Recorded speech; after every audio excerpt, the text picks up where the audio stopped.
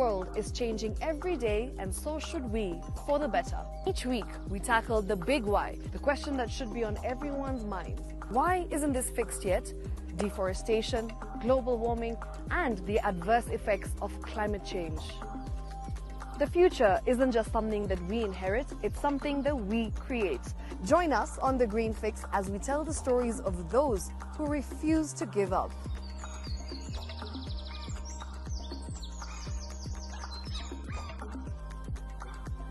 When it comes to fixing the planet, there is no time to waste. Join me, Shiksha Arora, on Thursdays at 9 p.m. on The Green Fix as we look into the big why, you and I.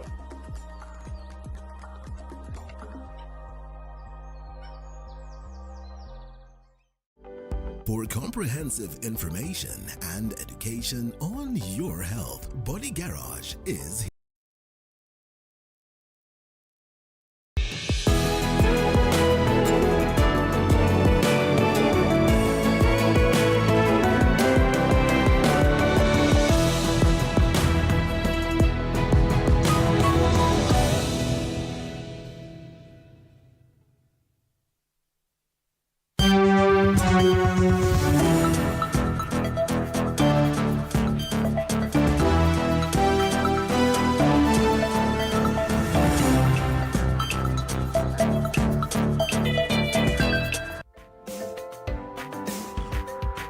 It is your super duper duo every morning right here on Morning Cafe. We are here to kickstart your day and tell you good morning. Karibu sana. Jina langu ni Freddy Ndimuli. Nami ni Ann Odida. Thank you so much for choosing us yet again. Tukufahamishe yale ambayo yanajiri even as you kickstart your day, of course. All right, the big discussion this morning, Raila Odinga kwenye ukurasa wa mbele wa Taifa Leo anasema aitwa waziri mkuu. Nasikia akisalamiana alikuwa anasema tu waziri mkuu. Waziri mkuu. Akona kazi tayari. Raila caged. Aha. That's the standard. Yes. Alafu ndio makofi. Hii hata si salamu, hii ni makofi. Let me tell you something. You know when I come say hi, I'll come like this. Ujamaa ilikuja like Somebody said anarusha salamu kama mawe. A different story on the Daily Nation. Who wanted this Briton dead? That's a totally different story that the Daily Nation has decided to go with this morning. People Daily inside grand scheme to disband Apex Court. Interesting, they still use that same photo there. All right.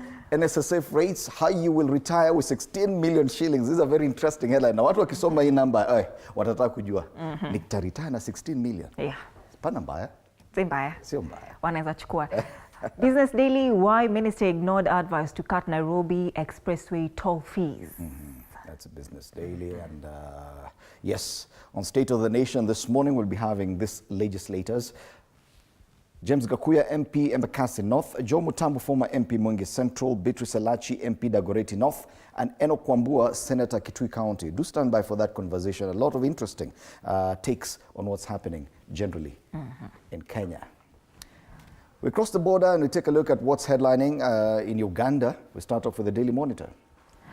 Civilians say no, not for us. Now, a day after it emerged that members of the National Resistance Movement, that is NRM Parliamentary Caucus, had chosen to return civilians to be tried in military courts.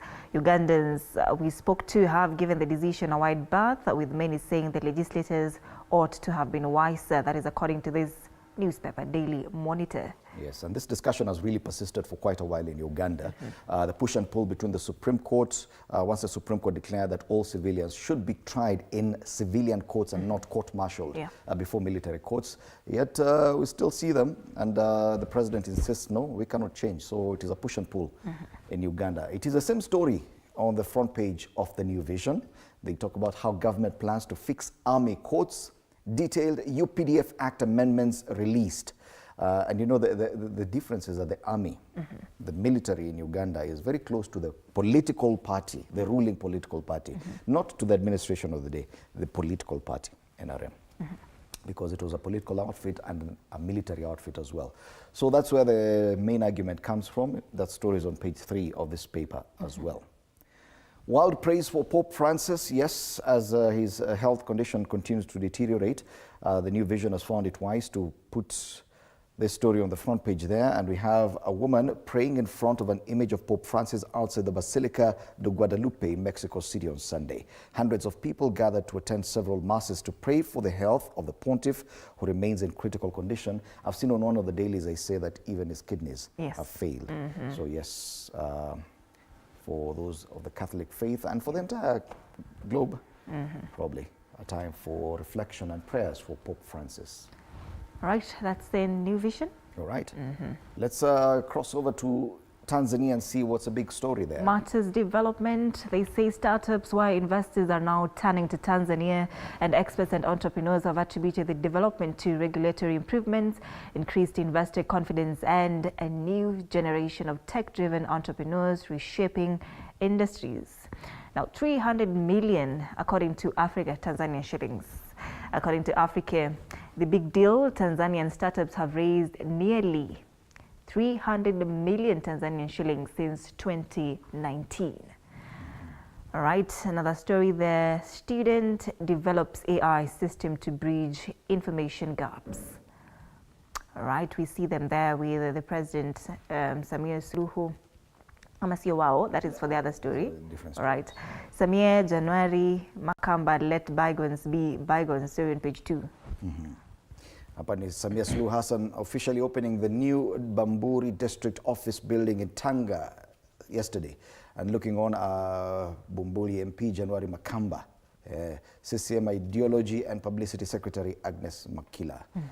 So ni masuala ya siasa ya Chama cha Mapinduzi kule, as they continue to prepare for elections later in the year. And it is a big story also on the front page of the Mwananchi. Wanasema pale chini, Samia Makamba walivyomalizana.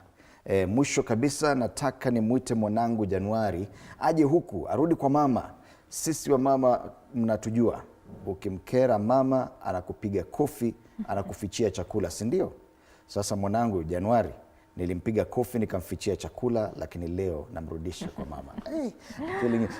Siasa ikizungumziwa na Kiswahili sanifu. Sounds very nice. No, sema tu kweli. You know, it's like a love story in some languages, by the way. And remember Mother Language Day. There's some mother tongue. There's some that haitoki vizuri mambo ya mapenzi. Ukisema na hiyo lugha haitoki vizuri. So siasa ikijaribiwa, na unajua tumezoea siasa chafu hapa Kenya, wanaongea mambo hii si ya mama yako nini, lakini Tanzania wanazungumza, wanaongea mama atakufichia chakula, atakulima kofi. Januari. Masuala ya siasa bado ndo yale. Hata habari kuu pale mtihani kwa wagombea Chadema, hichi chama cha upinzani, ni kwa makada wanaotaka ubunge, udiwani na urais. Lissu wataka wajitafakari kabla ya kuingia kwenye mtifuano wa uchaguzi mkuu wa mwaka huu. Agusia mpango wake wa kuwania urais. Samia awataka wananchi kujiandikisha kupiga kura. Very polite politics in Tanzania. Even wakikwambia hivi ndo mnafaa kufanya, wanasema vizuri. Kenya, uwe. Sekta binafsi kinara mishahara kiduchu. Hiyo imekuwa ngumu, acha tuache.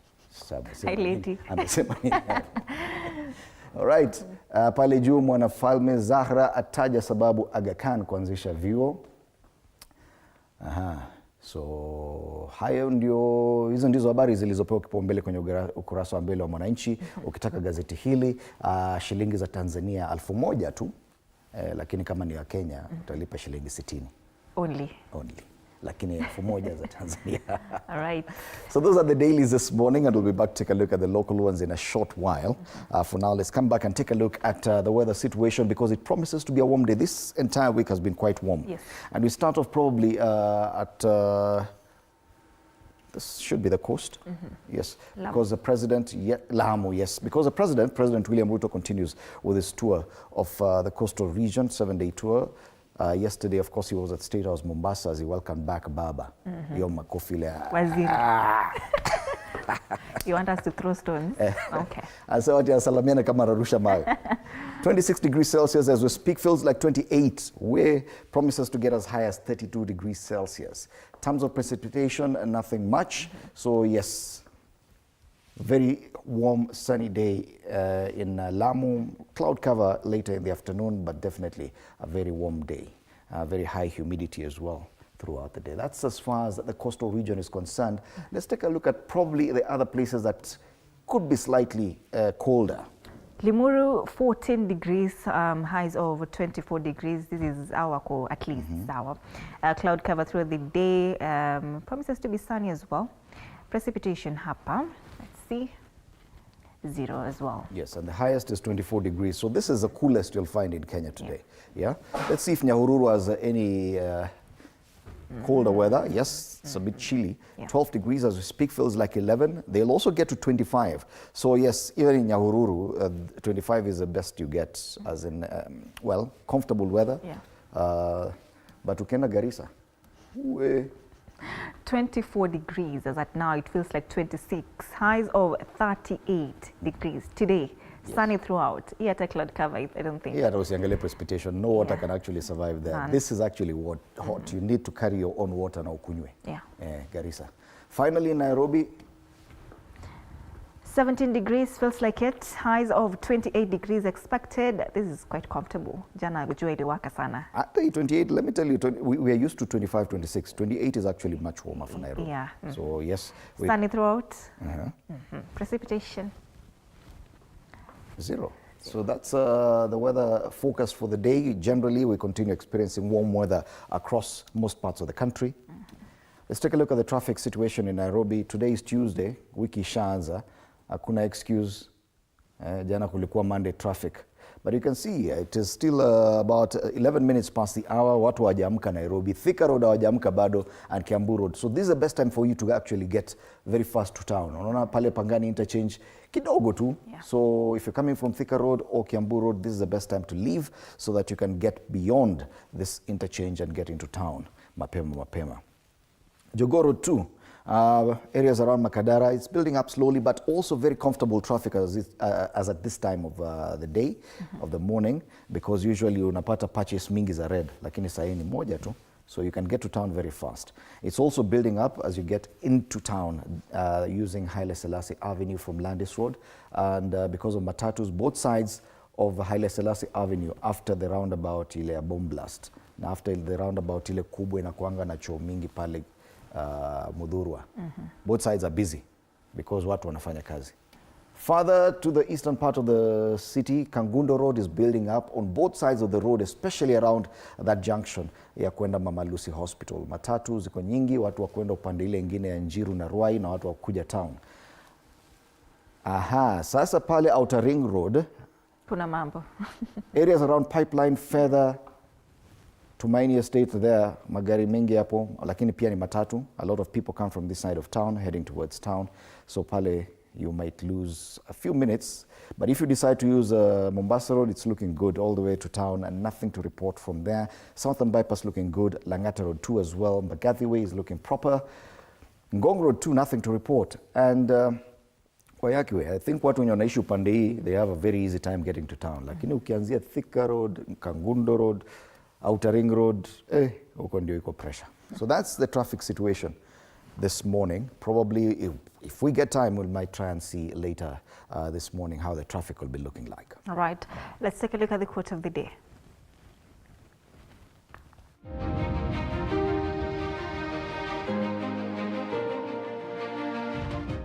The strongest people are not those who show strength in front of us, but those who win battles we know nothing about. Remember, every small victory is a testament to your resilience.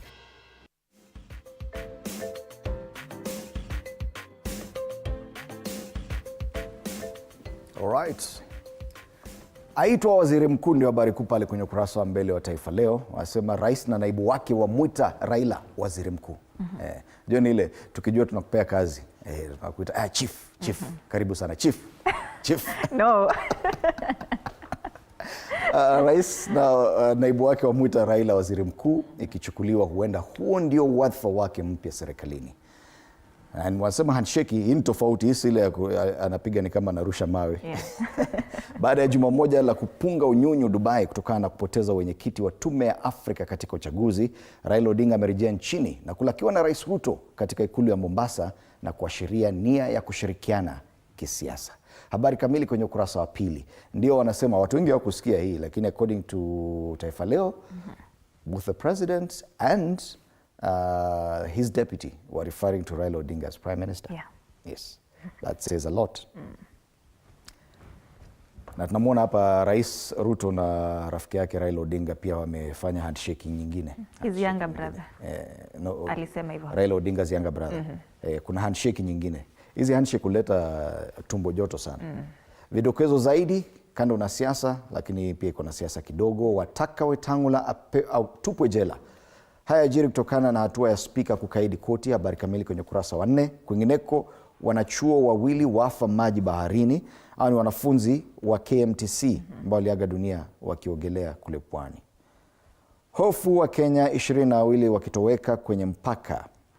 Wapiganaji kutoka Ethiopia walivamia Turkana Jumamosi.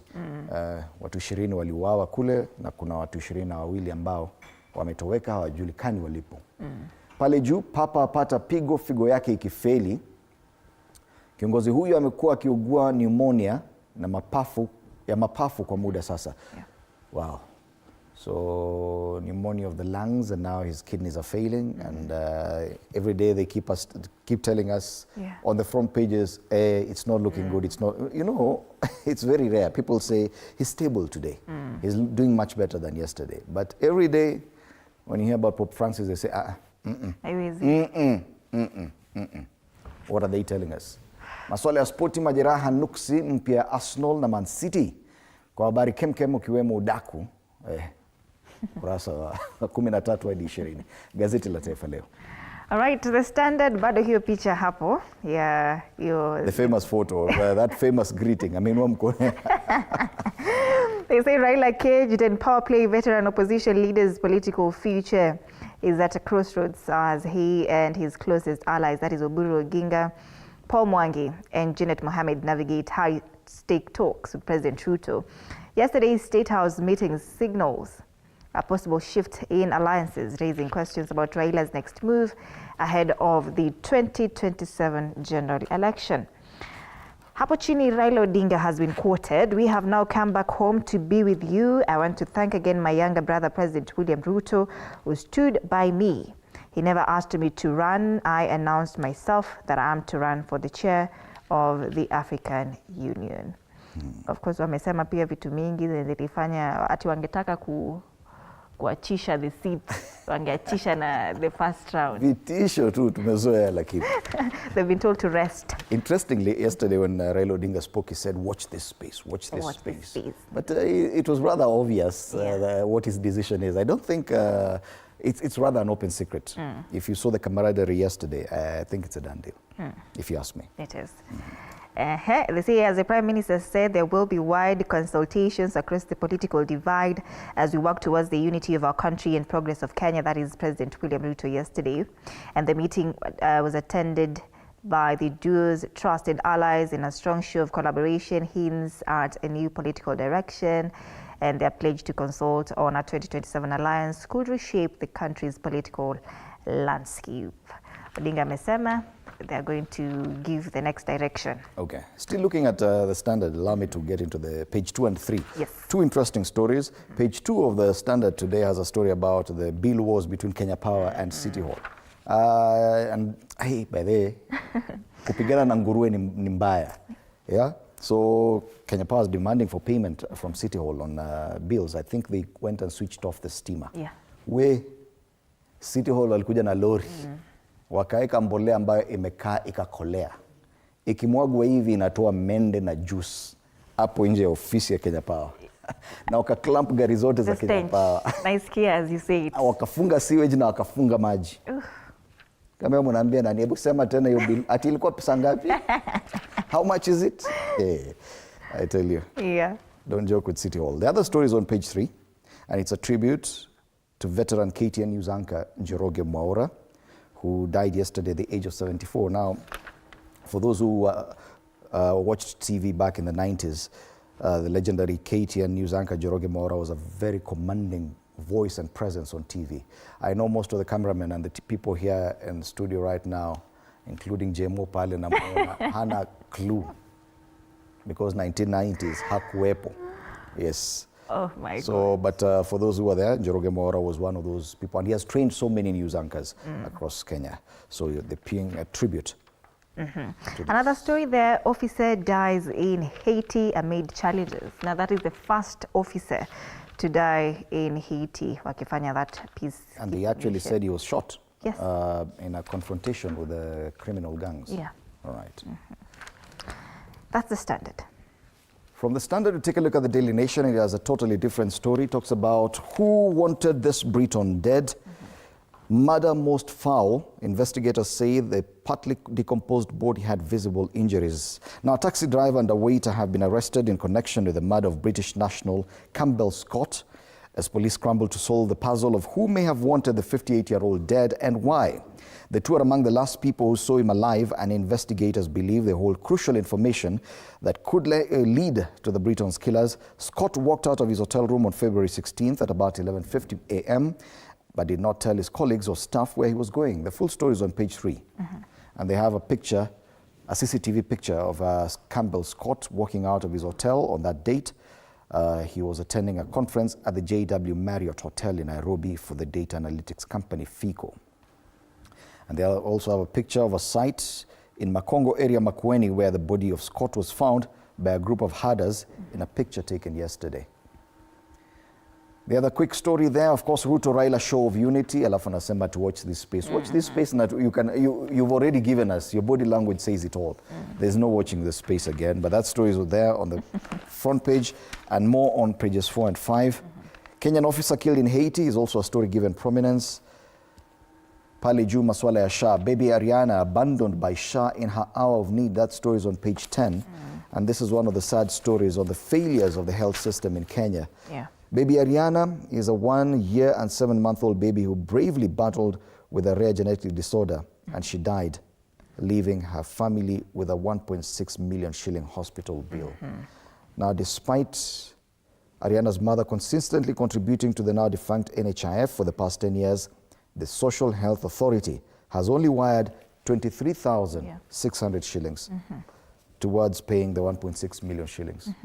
And you know, they say at one point, Medical Service PS Harry Kimtai assured that he had personally directed his team to settle a 500,000 shillings claim that is as outlined in Shifts Overseas package. Very sad story. And that's the Daily Nation today. At the back page, they talk about NIS Defense funded 2 billion shilling State House renovations. Ni NIS walitoa pesa na defense. Kwani wana pesa, wanatoa pesa wapi? Ni pesa tu ya Kenya. Taxpayers' money. Okay.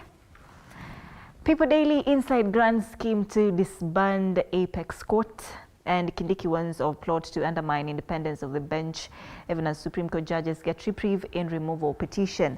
Does that mean that whatever that was supposed to happen today won't happen anymore? Yes, because individually they've gotten orders. Last week at least it was a CJ and the Honorable Njoki Ndung'u who had gotten orders. Yeah. Now, other 3 judges sought orders and they were given, so I don't know if the JSC will continue to hear that. Yeah, and they say the 4 judges joined Chief Justice Martha Koome and Judge Njoki Ndung'u, who obtained similar orders last week, suspending the JSC from proceeding with the ouster process as proposed by 3 Kenyans. Raila blows hot and cold on his future, and former Prime Minister Raila Odinga returned in Kenya yesterday morning and threw his followers, right, and Azimio colleagues into what exactly? A spin. But I don't agree that he is blowing hot or cold. He was very hot yesterday. Yes. Whatever he showed, his body language, his mannerisms at State House there, that handshake, plus ile salamu ya kwanza ya hivi. Unataka kusema tu ile mtu unakuja kosana tena. To me, this is a done deal. Yeah. But, well, that's just me. And that story there on Britain, given prominence there as well. And kule juu Nairobi County and KPLC in juvenile war over bills. The story hiyo ya takataka mbele rushwa hapo, but they're fighting like kids anyway. Me, I'm wondering who gave the order. Yeah. Akakaa hivi chini wakaenda boardroom wakasema sasa.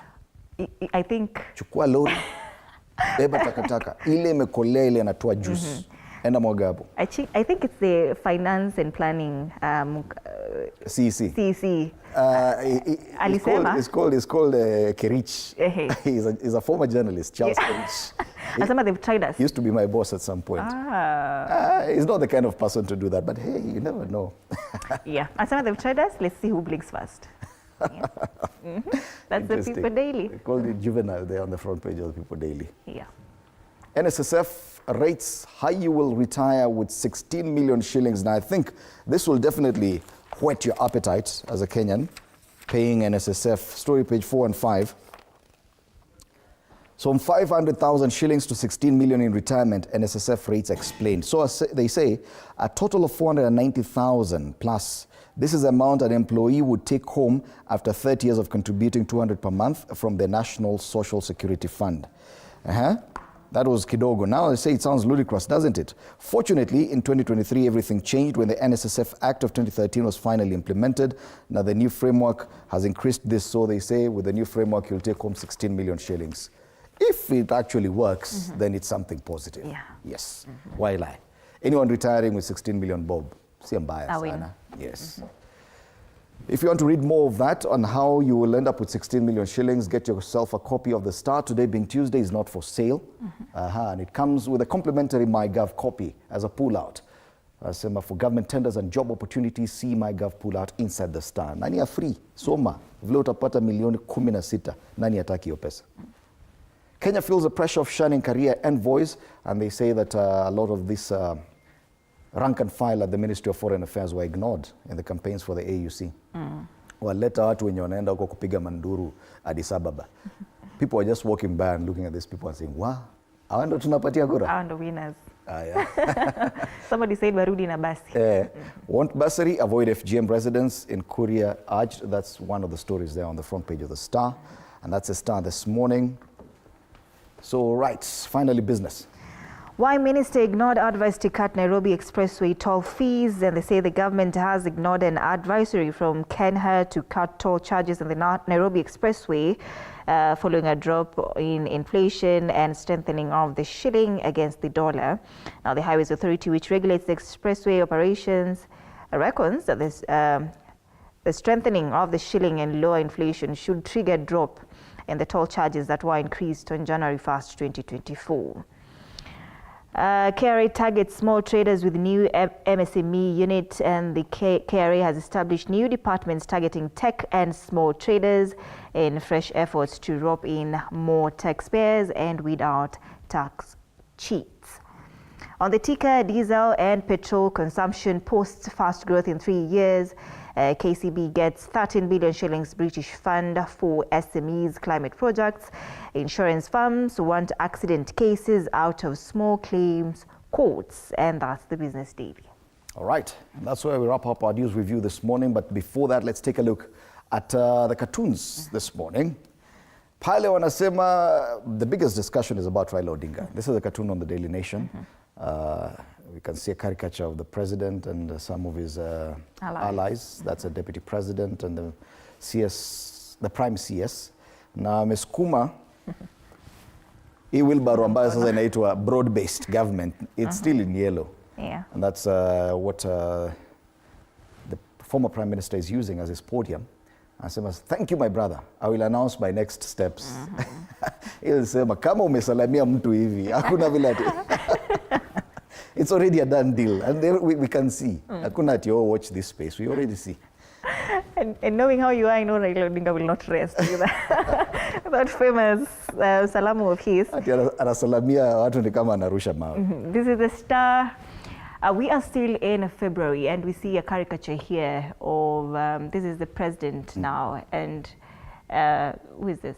The president and the former prime minister on one side. Yes. Now watu wa upande ule mwingine wanajaribu kuleta maua. Hii imeenda. Hii tuambie tu imeenda. Imeenda. Seeing what we saw yesterday, imeenda. Sahau. That's a Star.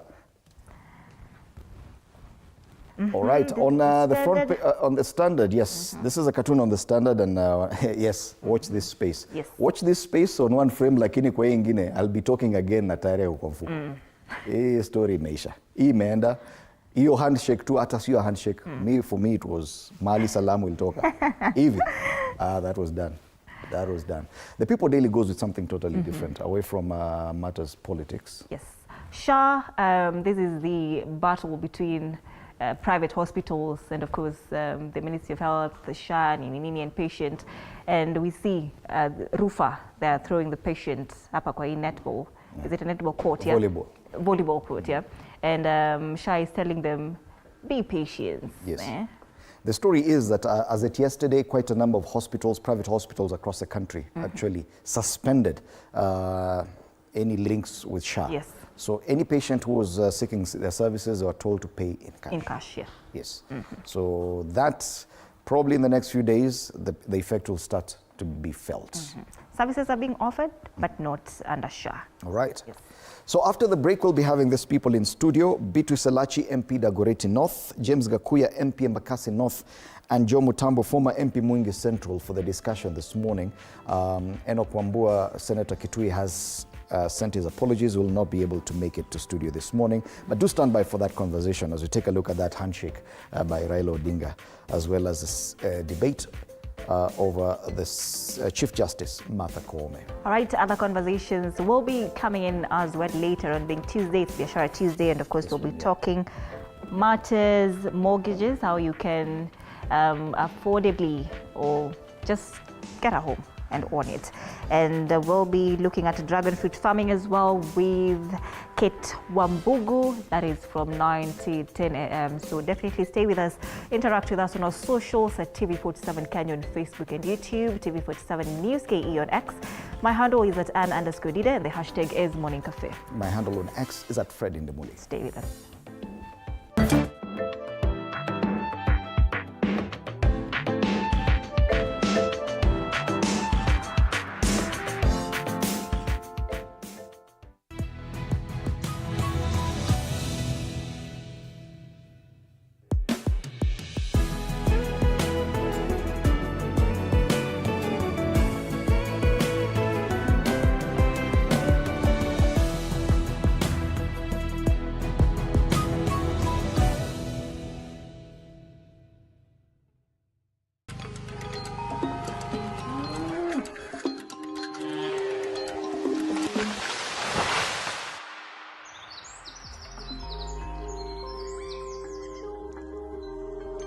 Our world is changing every day, and so should we, for the better. Each week, we tackle the big why, the question that should be on everyone's minds. Why isn't this fixed yet?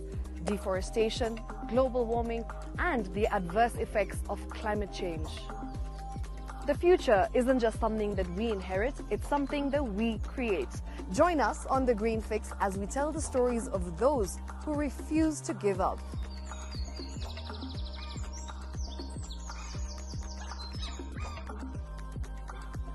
When it comes to fixing the planet, there is no time to waste. Join me, Shiksha Arora, on Thursdays at 9 p.m. on The Green Fix as we look into the big why, you and I.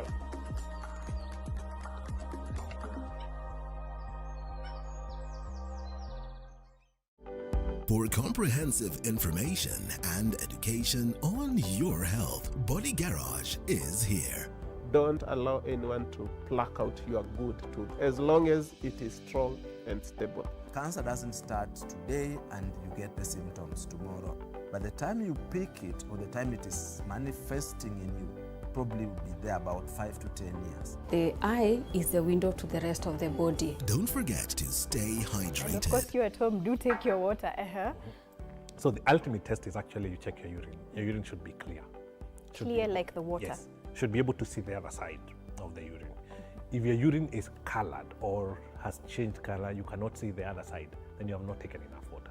Don't forget regular health checkups. Early detection saves lives. I want the message be, we can prevent cervical cancer.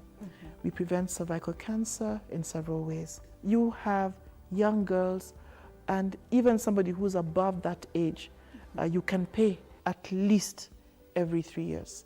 Somebody should have a pap smear done. If you are 40, 45, 50 going upwards, once a year, please go see a doctor. Yeah, it's just for normal routine maintenance.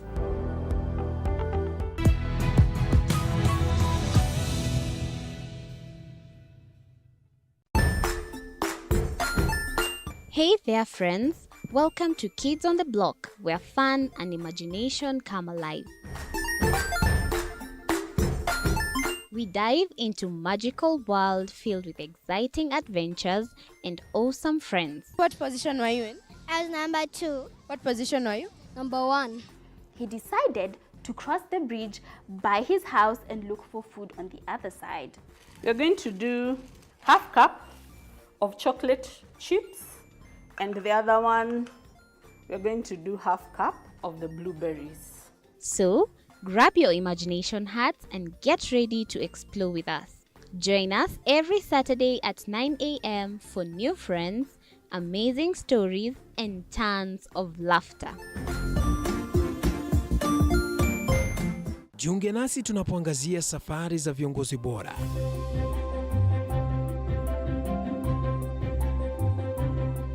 Kutoka kwa ushindi mkubwa hadi masomo magumu. Wakati wetu kwamba wasichana si wa kusoma, ni wa kuolewa, ng'ombe ipatikane, wazazi wakuwa watajiri. Tunashughulikia yote. I wish I were a better investor. My parents taught me how to look for things for myself.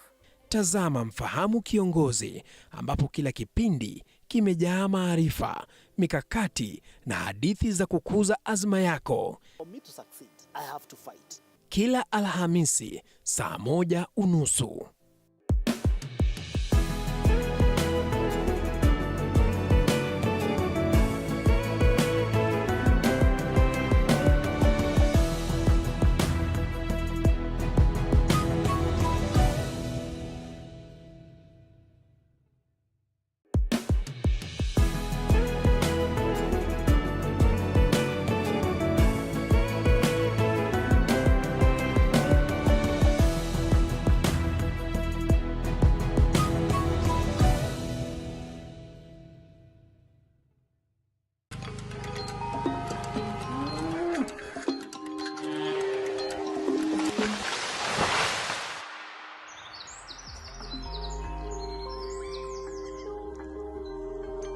Our world is changing every day, and so should we, for the better. Each week, we tackle the big why, the question that should be on everyone's minds. Why isn't this fixed yet?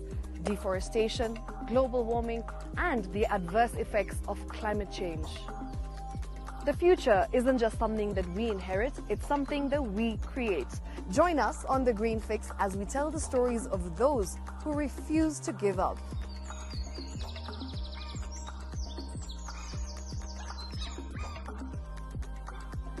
When it comes to fixing the planet, there is no time to waste. Join me, Shiksha Arora, on Thursdays at 9 p.m. on The Green Fix as we look into the big why, you and I.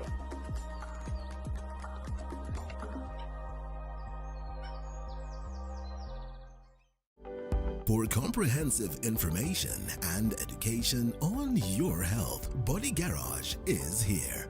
Don't allow anyone to pluck out your good tooth as long as it is strong and stable. Cancer doesn't start today and you get the symptoms tomorrow. By the time you pick it or the time it is manifesting in you, probably will be there about 5 to 10 years. The eye is the window to the rest of the body. Don't forget to stay hydrated. And of course, you at home, do take your water. So the ultimate test is actually you check your urine. Your urine should be clear. Clear like the water? Yes. Should be able to see the other side of the urine. If your urine is colored or has changed color, you cannot see the other side, then you have not taken enough water. Don't forget regular health checkups. Early detection saves lives. I want the message be, we can prevent cervical cancer. We prevent cervical cancer in several ways. You have young girls and even somebody who's above that age, you can pay at least every 3 years. Somebody should have a pap smear done. If you are 40, 45, 50, going upwards, once a year, please go see a doctor.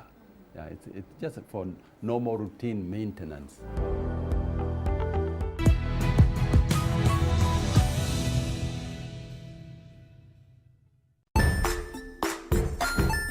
Hey there, friends. Welcome to Kids on the Block, where fun and imagination come alive.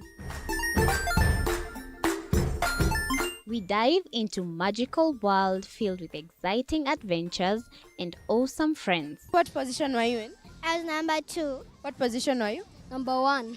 He decided to cross the bridge by his house and look for food on the other side. We're going to do half cup of chocolate chips.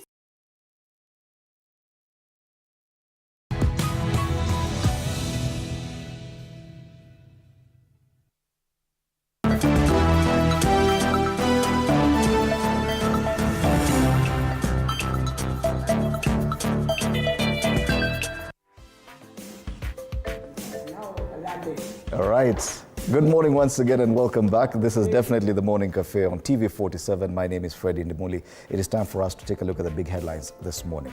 One of the most positive headlines I've seen today, and if at all this actually comes to pass, is on the front page of the Star, and they say NSSF rates how you will retire with 16 million shillings. I'm telling you, if that is a true headline, then probably something very positive. And they're just tabulating how the new NSSF contributions, which start this month, and anyone earning above 90,000 shillings will be contributing a total of 8,640 shillings per month, and that's how you end up with 16 million shillings, probably after 30 years or so. All right, not so bad, but that's not our focus this morning. We start off with what we saw at State House, Mombasa yesterday, when President William Ruto welcomed back Raila Odinga from a short holiday in Dubai following his AUC election loss. That's where we want to start this conversation with my panelists. I'll be introducing them in a short while. Let's watch the story about the making of a Prime Minister. The return of the former Prime Minister Raila Odinga to Nairobi after losing the AUC bid is set to change the political landscape. Speaking in Mombasa Monday, Raila said in the coming days he will announce the political roadmap, a move expected to have casualties. If we win in Addis, we will have succeeded. But if we don't win, if we lose, we will not have succeeded. Why? Because we will have other jobs to do. We'll come back home and do other things. In what is now seen as a reward to keep Raila closer to the ruling coalition, he said to be working towards making numerous changes at the National Assembly leadership just days after the changes at the Senate. Among the changes, ODM is pushing to have MP Samuel Atandi replace Kiharu Member of Parliament as the Budget and Appropriation Committee Chair, while Peter Kaluma is pushing to replace Kuria Kimani at the Finance Committee. It is again a proud moment for us to receive you back home and to engage with you as we drive the development of our country, as we engage in the nation-building exercise. Raila says Ruto stood with him in the AUC race even though he lost to Djibouti. The former premier further faulting those who have questioned the amount of money spent in the campaign days after Juja Member of Parliament George Koimburi was arrested over the query on the expenditure. I've seen billions being said, quoted. Somebody's talking about 13 billion shillings spent on the Raila campaign. I don't know which world those guys live on, whether they know what a billion means. A billion shillings to do what? This comes when a section of lawmakers led by Nandi Senator Samson Cherargei are pushing for the creation of the position of a Prime Minister to accommodate Raila Odinga in the implementation of the NADCO report. Stood by me. During his introduction, Deputy President Kithure Kindiki also introduced Raila as the Prime Minister, addressing the country from State House Mombasa ahead of President William Ruto. I want to invite the Prime Minister to make a few comments, and after he finishes, he can invite you to make your comments, Your Excellency. Welcome, Prime Minister Raila Odinga. The National Dialogue Committee, NADCO, released a report at the end of 2023 proposing the establishment of the offices of Prime Minister and Leader of the Official Opposition, among other recommendations. People in embassies across Africa. Amending the constitution to create such offices requires approval by Kenyans through a referendum.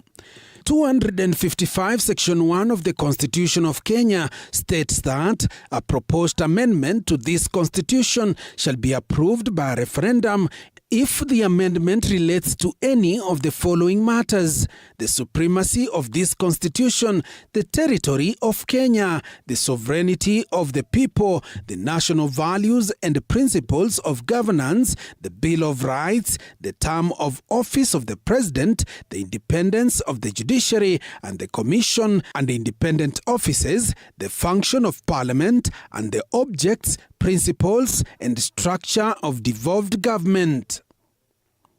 Joash Onsare, TV 47. All right, and that's the basis of the first discussion we're having this morning. Allow me to introduce my panelists, beginning on my immediate left. James Gakuya, MP Embakasi North. Karibu sana Bwana Gakuya. Thank you. Thank you. Alongside Bwana Gakuya, we have Beatrice Elachi, MP Dagoretti North. Karibuni sana. Asante. Both city MPs, and if we get time, we'll discuss about what the city county is doing to Kenya Power later on.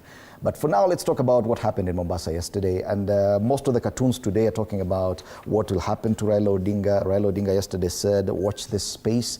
But it looks like it's a deal that's already done. Bwana Gakuya, do you agree that he imeenda? And it appears that for all intents and purposes, Raila Odinga is with William Ruto going forward.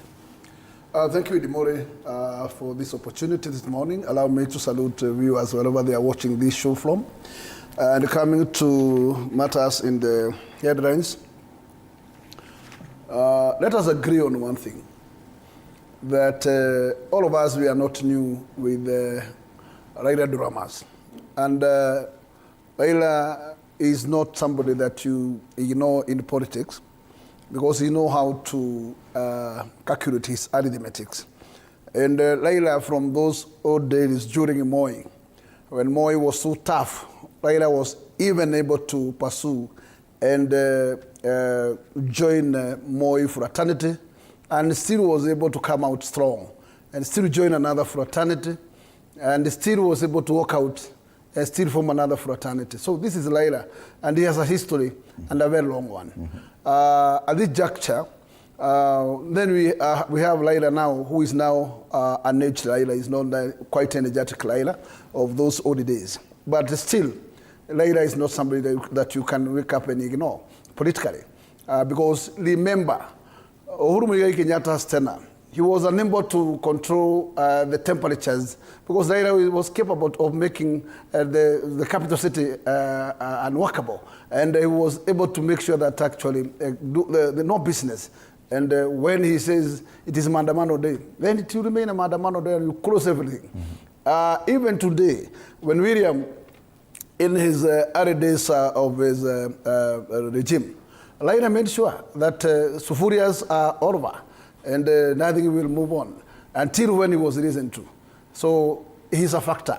And I think the best way is to make sure that you align our constitution to a manner that, in fact, that person who secures the position of number 2 politically, and especially at that level of the presidential elections, does not lose and gets idle. Because idleness now from such a position is not fair politically.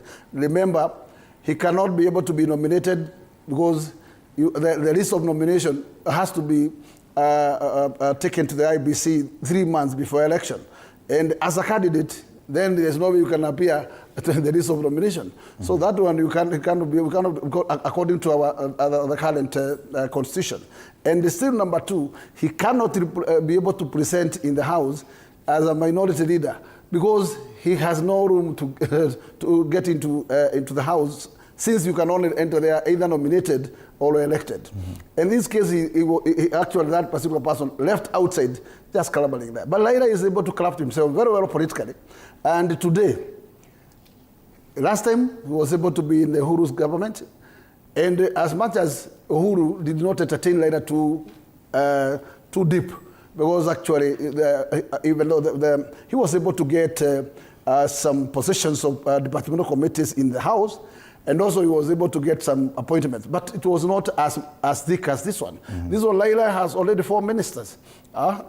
Still, this what we call leadership of the House, he, as much as he's not going to get the majority position, he will get not less than 5 positions for chairmanship. Don't you think that is enough? And I can tell you, Laila is going also to get a very good portion during the PS's purge. He would be a very big beneficiary. Equally, many other state appointments, and especially about the Saudi positions. So Laila will enjoy these fruits, and there is no way he can walk out of that. Yes. Because that is where the bread is.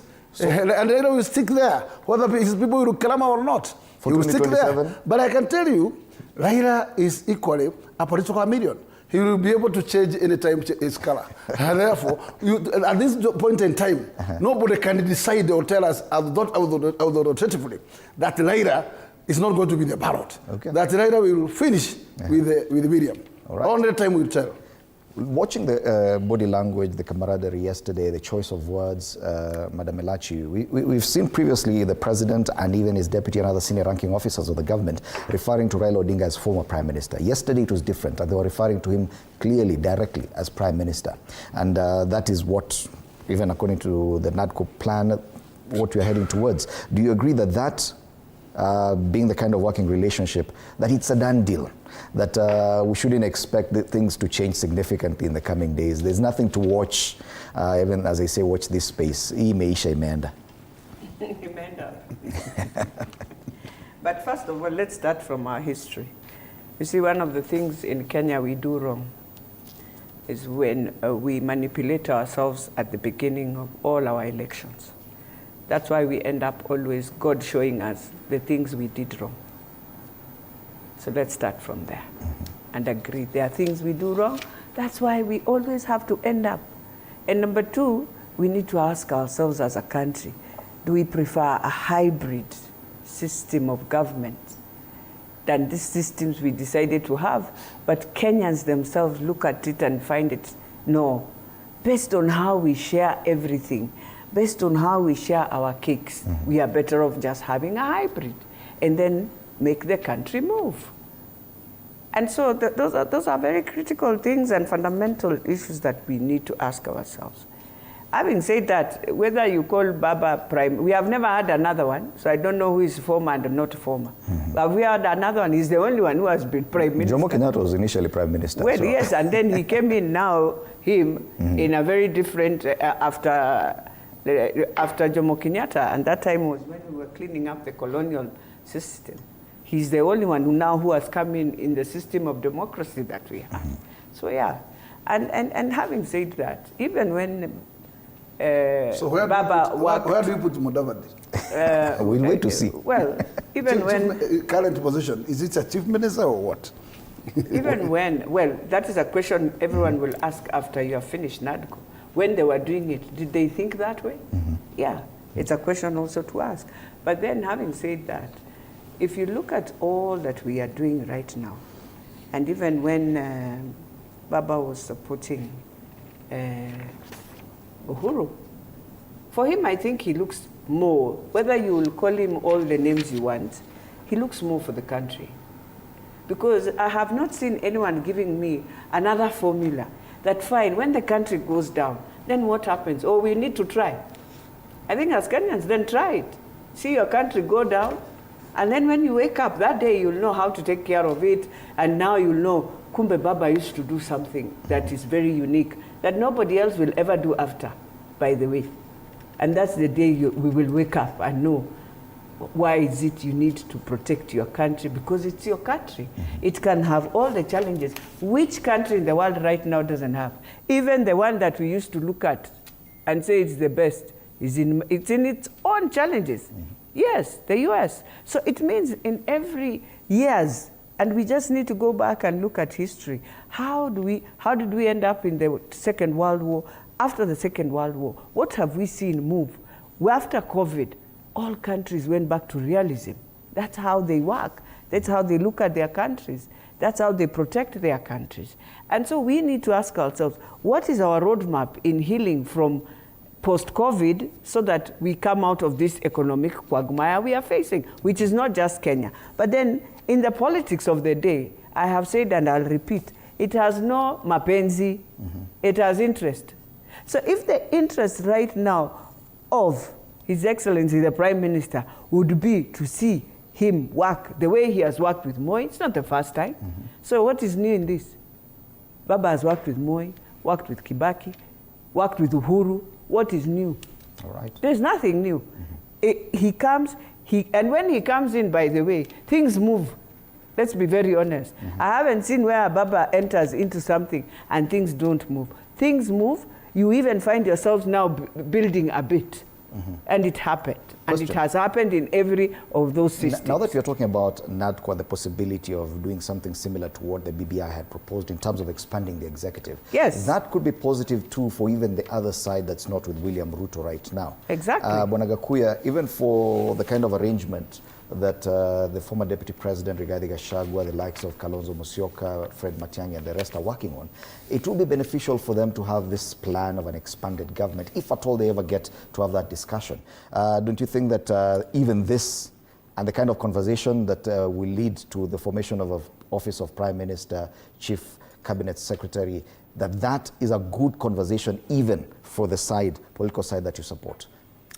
In fact, I would also state very clear that, in fact, the model of our system also required to be looked into. And we better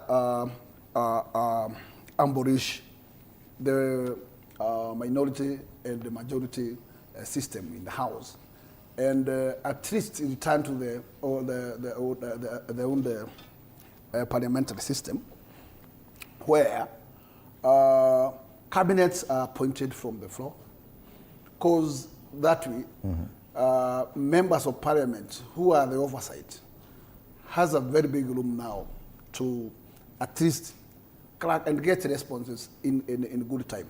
Number two is that the position of official leader of opposition is a position that requires to be considered. Why?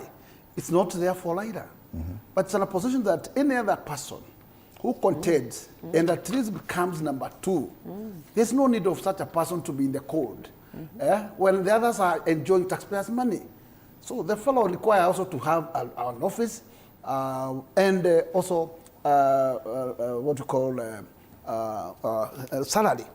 Number two, the expansion of the executive is key, noting that no single community in the current setup of threshold to presidential election, no single community alone can secure 50+1.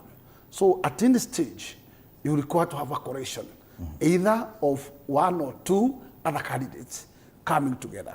And that way, suppose that you're not coming from one region, those are the regions that actually support you, also require to get home with something. And therefore, having expansion to have now the president, what I don't want to see altered is the position of the deputy president. Deputy president should remain as a deputy president. Therefore, it does have a president and deputy. It does have a prime minister and two deputies. That structure will be able to accommodate 5 number of maybe where need should be focused. All right. And that's a positive thing that probably the entire political class agrees on. Let's take a break. When we come back, we'll get Madam Elachi's take on the same. You're watching Morning Cafe.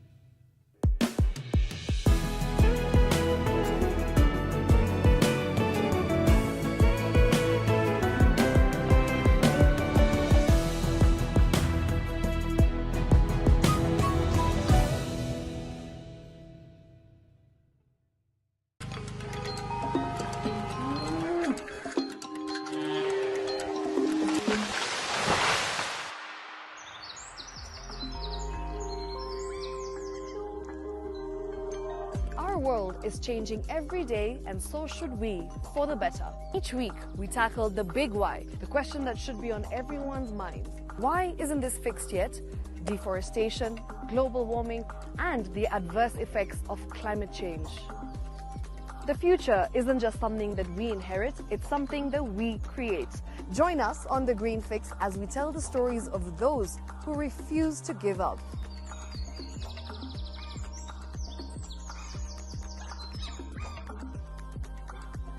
When it comes to fixing the planet, there is no time to waste. Join me, Shiksha Arora, on Thursdays at 9 p.m. on The Green Fix as we look into the big why, you and I.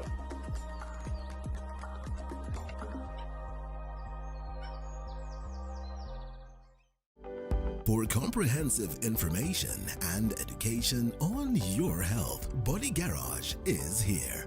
Don't allow anyone to pluck out your good tooth as long as it is strong and stable. Cancer doesn't start today and you get the symptoms tomorrow. By the time you pick it or the time it is manifesting in you, probably will be there about 5 to 10 years. The eye is the window to the rest of the body. Don't forget to stay hydrated. And of course, you at home, do take your water. So the ultimate test is actually you check your urine. Your urine should be clear. Clear like the water. Yes. Should be able to see the other side of the urine. If your urine is colored or has changed color, you cannot see the other side, then you have not taken enough water. Don't forget regular health checkups. Early detection saves lives. I want the message be, we can prevent cervical cancer. We prevent cervical cancer in several ways. You have young girls and even somebody who's above that age, you can pay at least every 3 years. Somebody should have a pap smear done. If you are 40, 45, 50 going upwards, once a year, please go see a doctor.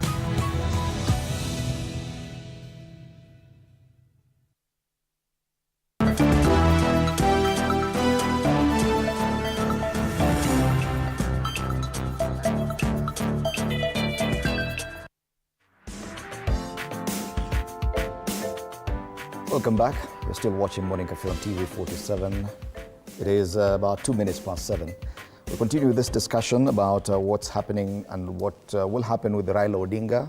Kwenye ukurasa wa mbele wa Taifa Leo anasema aitwa waziri mkuu. Yes, both the president and his deputy yesterday referred to Raila Odinga as prime minister, not former prime minister, meaning that the NADCO discussion is back alive. And my assertion is that this conversation, the formation of these extra offices for an expanded government, serves both sides of the political divide. Madam Elachi, do you agree that everyone in the political space right now is in agreement with the possibility that there could be the office of Prime Minister and other offices as well to accommodate more people in government? Well, if we implement NADCO, definitely, you will have all this. And I think it was something that was agreed across board at that time. So it's not very contentious that you'll say it's a new thing that is coming in. What we should be asking ourselves is in all this, and I remember when we were pushing BBI, it was because we knew all these things will end up again in a very murky way. How do you save Kenya? But that time people looked at it differently, and now we have been picking piecemeal of BBI and implementing here and there. And that is something, must be a lesson to all of us, from the legislature, the judiciary, and the executive, that sometimes you would wish to see things differently, but the country and the public interest pushes you again to a very interesting corner. And that's where we are. I mean, there's no person who wakes up in the morning in Dumuli and says they are going to vote to lose. There's no person. There's no electorate who wishes that.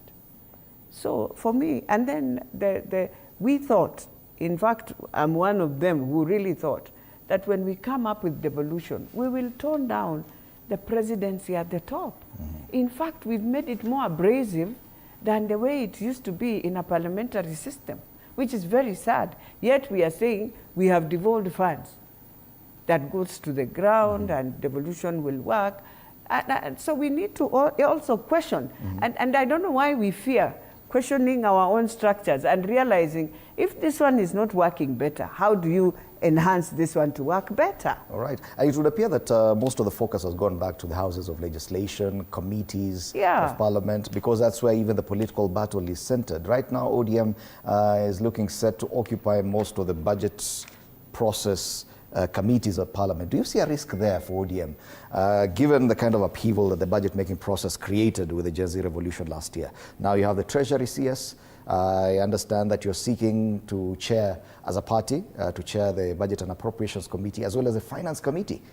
No, I think finance is, media has decided to make it a good story, so there's no finance there. But Budget and Appropriations Committee? Well, if budget comes, fine, because, I mean, you decide to carry the jiko and the fire, make sure Kenyans now feel, you see, for me, if you ask me, by the way, I will say, I am hoping those who are taking the positions, and that is why I always say support the CSS, because they have to prove that indeed they wanted power and we wanted power and we would have been in government. What would we have done better than what President William has done? You must prove it. Now we are being given that opportunity. So that 2027, if you say ODM has a candidate, they will say, oh yeah, we saw their people. So I am hoping we are not going to do the worst. We must do better. That's the biggest burden we are going to carry for ourselves. Right. That as you take these positions, do better than what you would expect the people who voted for you. And Baba's pillar was the economic pillar. He went and he said, that's my last pillar.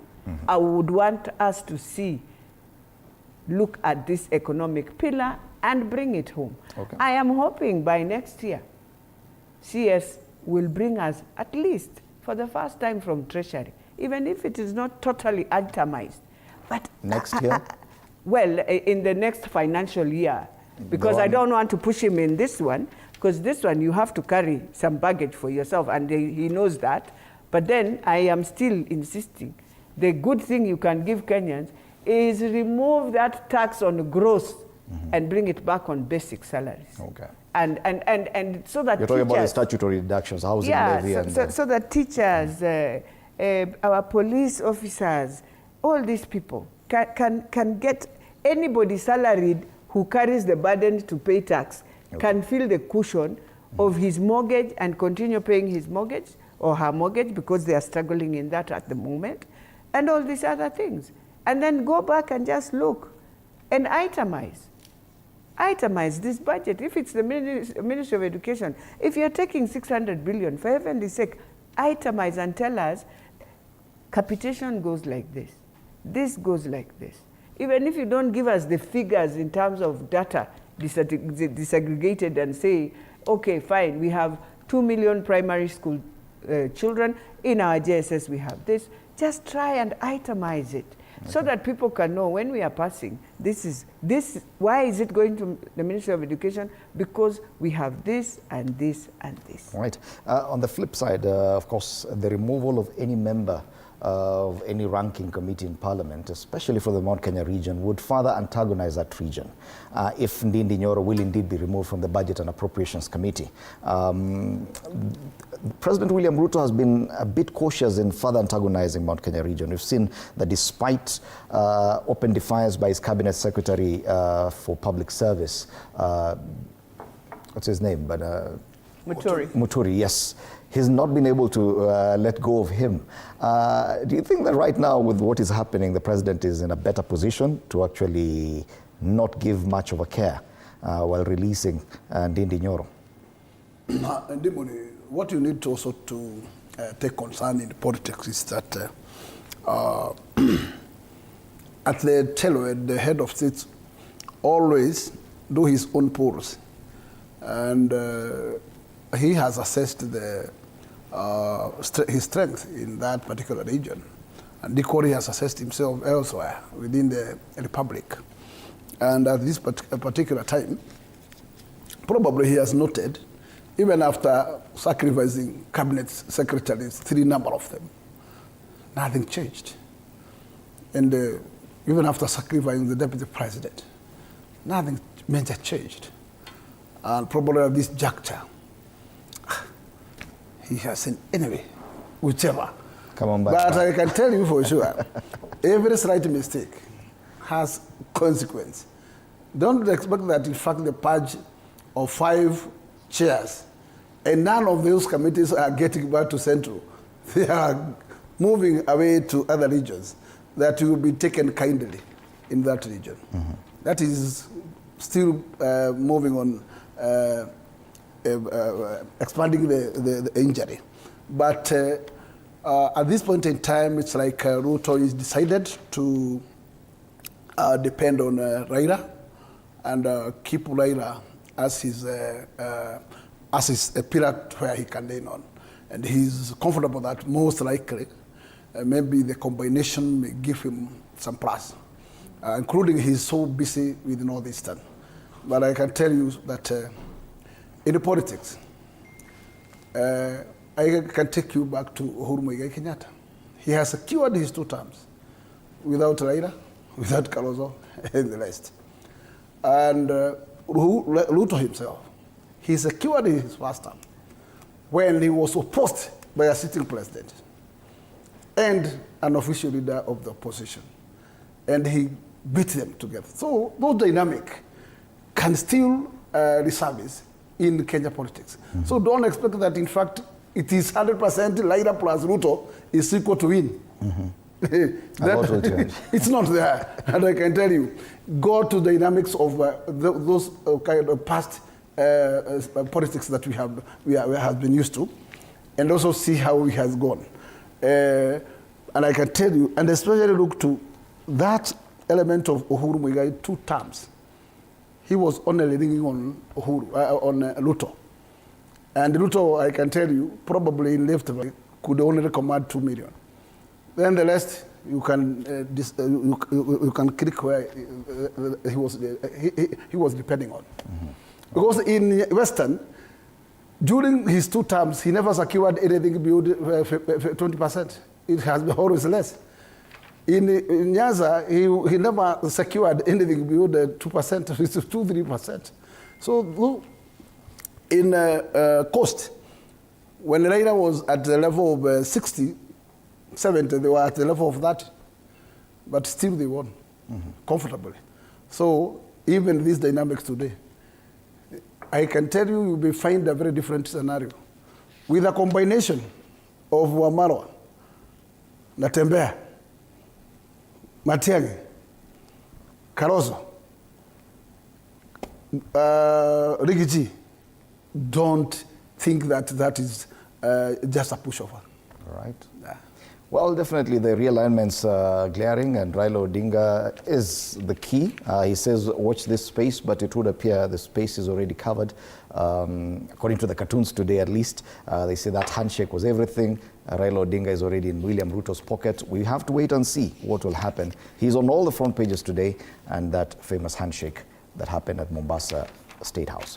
Let's move on to another discussion that still is taking a political angle, and this is what's happening with the Chief Justice and the Supreme Court. A number of petitions filed before the Judicial Service Commission that was set to have a sitting today, chaired by Isaac Ruto, the former governor of Bomet, who sits in the JSC.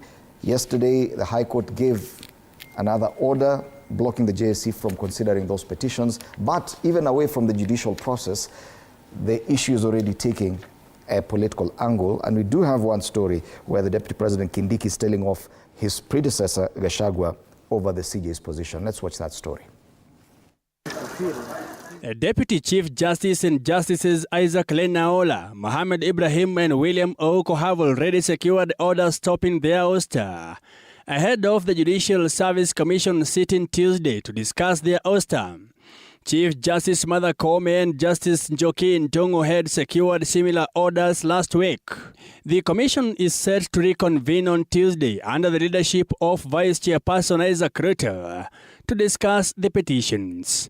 The Judicial Service Commission had issued a press release on January 16th, alerting the public of receipt of petition against the 7 Supreme Court judges, a move the judges have faulted.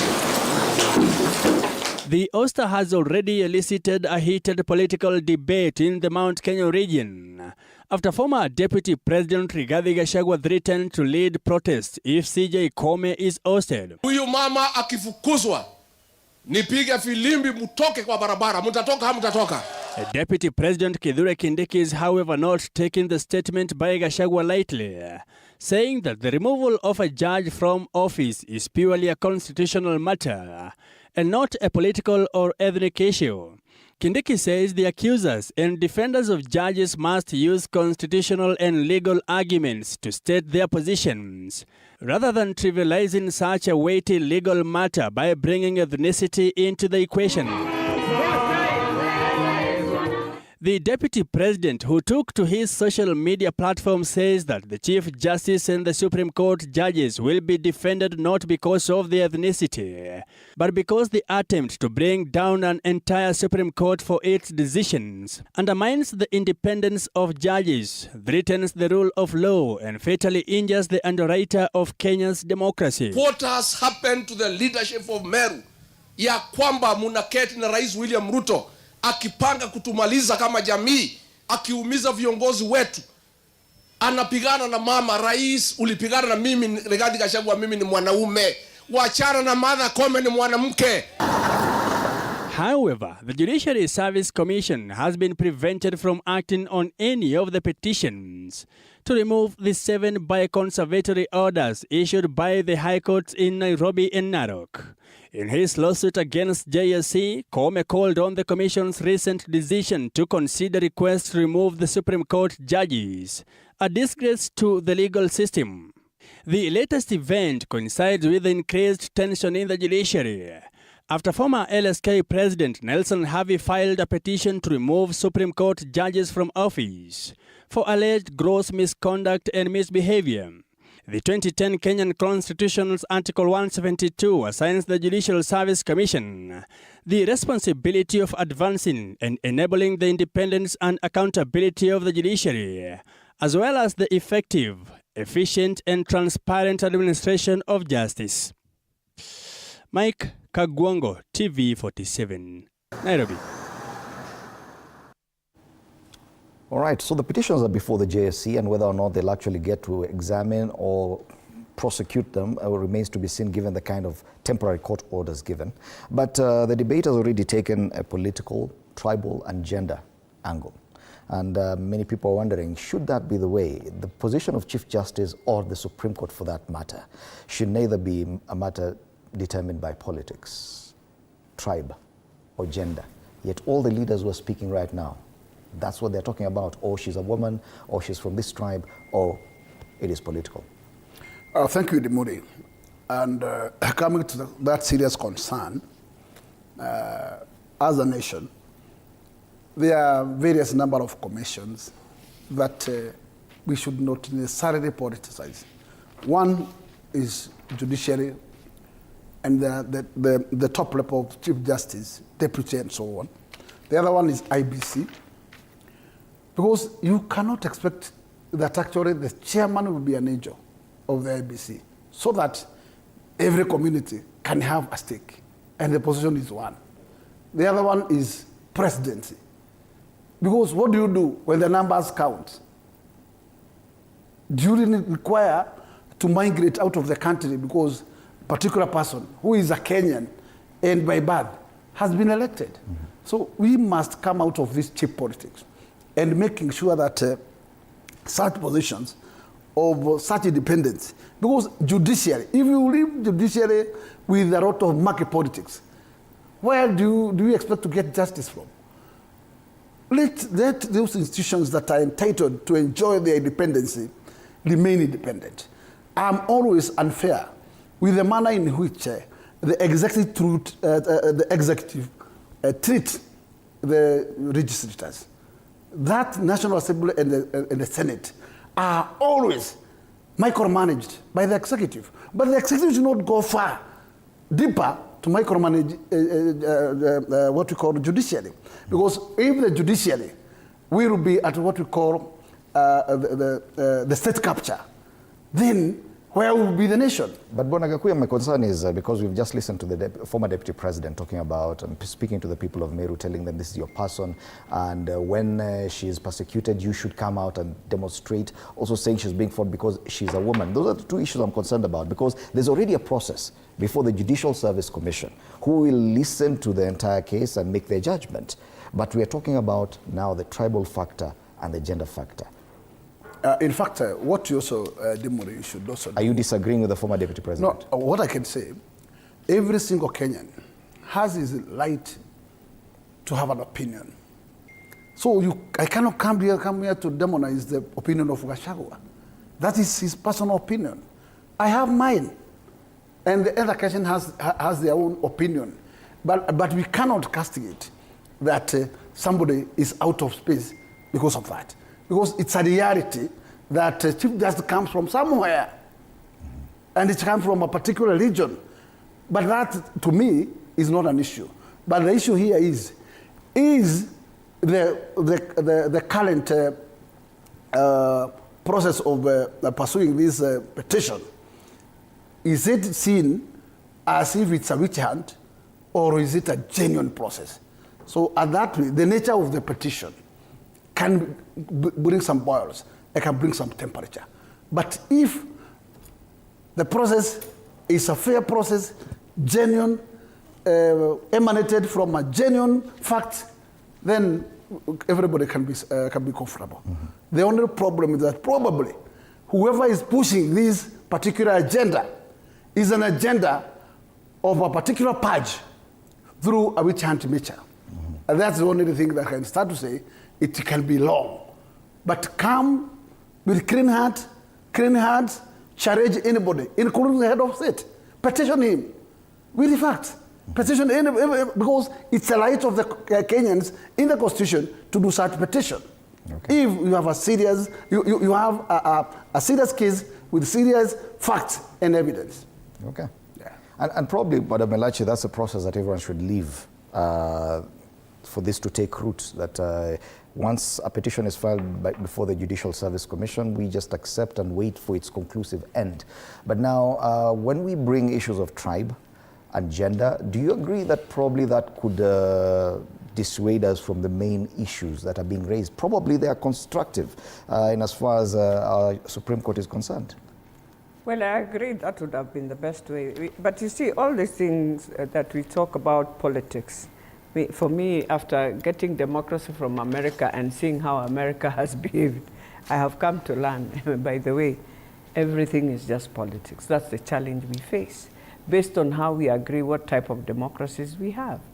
And so, for me, the challenge now, I'm asking myself, in all these matters, as you say, agenda, I'll put it in agenda card. We started with Nancy Baraza. She went through a whole petition. Today, if you ask them, really, and yet we have every other person who has done very interesting things in the judiciary. But they're there. They're moving. I mean, Willie Mutunga was there, did many other things. We never saw this. So I'll use that. Does it mean because you feel at the apex we have more women? And I know that the other challenge the whole of judiciary wants to look at, they will tell you we have more women than the male colleagues. Is that why you want now to bring it down? It does not make any sense. But yes, I'm at the whole petition. And if it is a petition because you have challenges with the either who has brought the petition, then look at the merits of that petition and see how to, does it need dismissal or does it need whatever reprieve it needs? Look at it with facts. Mm-hmm. But let us not go in it just thinking, because everyone, if we had issues, I think many Kenyans, they are there who have issues with the judiciary. Do you agree that and it could have taken a tribal... if you start at this level, we will come down. Do you agree with the former deputy president? And so also the judiciary should understand, do not allow it to start at top thinking you are comfortable, you are safe where you are. You are not.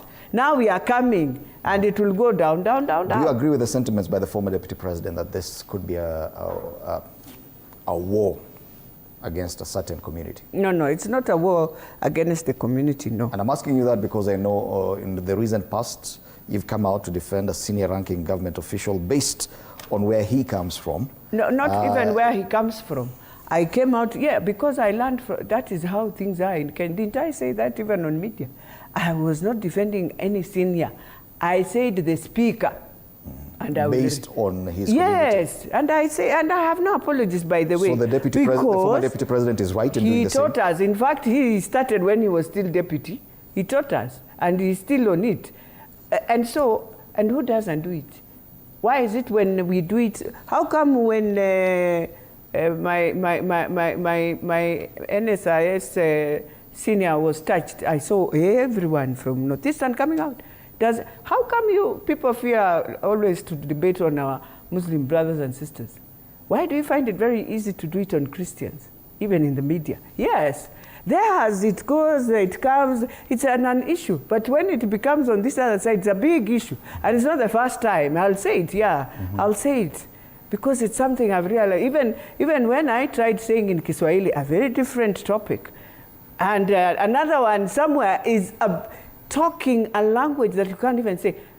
You cannot touch it. Media keeps off. No. Treat us equal. Treat us equal in everything we say. So are you saying that debate on national issues should take a tribal card? I am not saying that. You know. You're talking about the Speaker of the National Assembly, the President of the Judiciary. Let me say this today. How can the fourth state help us to come out of tribalism? How? Is there a way you can? Because it's not always, we are always wrong. We need the fourth state to help us to be right. But then, that is how the country is for now. Tell me where, even look at the positions.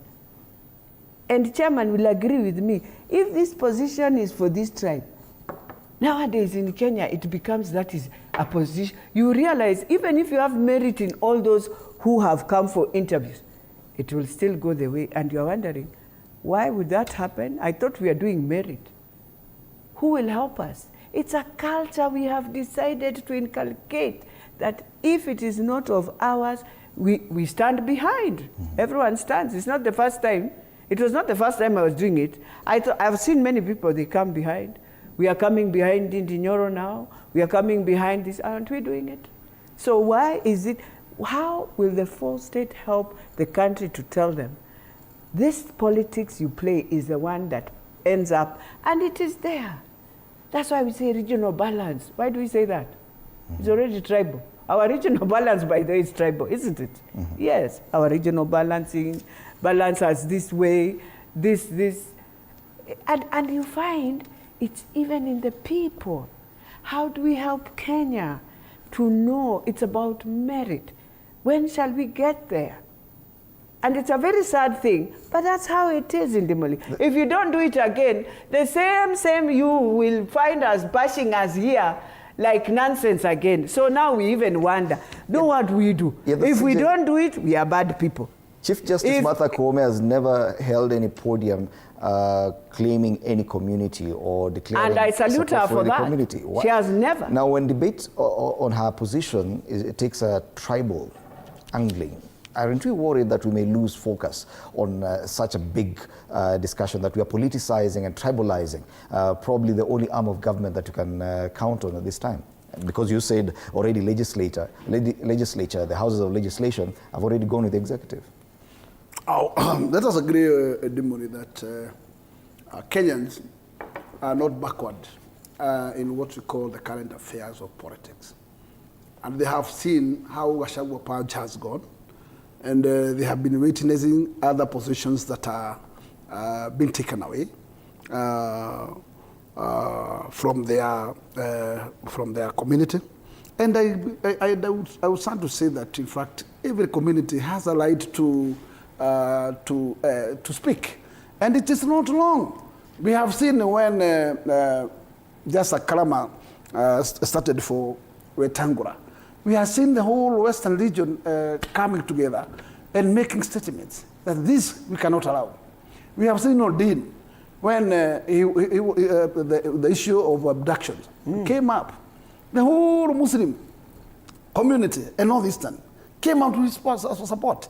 It is not wrong, even when Mount Kenya can wake up to support the Chief Justice, because it has become a thread in Kenya politics. So if others are doing, why is it wrong for Mount Kenya to defend one of their own? It is not wrong. Yes, because if it is happening elsewhere in those other regions, why are you really, how do we demonize it when it's been done in that region? No, but even as my chairman says, and they are my uncles, did they rally behind? Haven't they decided you cannot even get anything now? So why should another tribe give? We are learning from the bigger brothers. So if they decide, if we are not here, then there is nothing, then you don't step in our area, then you don't. Why would another tribe come out and say, now let me defend? How now? What can I say? Exactly. I'm listening to so that's why I say members of the National Assembly representing what I can defending. What I can start to say here in the live media is that the only sentiment I can be able to say were out of anger is to say that the head of state should not step at the land of Meru if such an action of purging the Chief Justice will take place.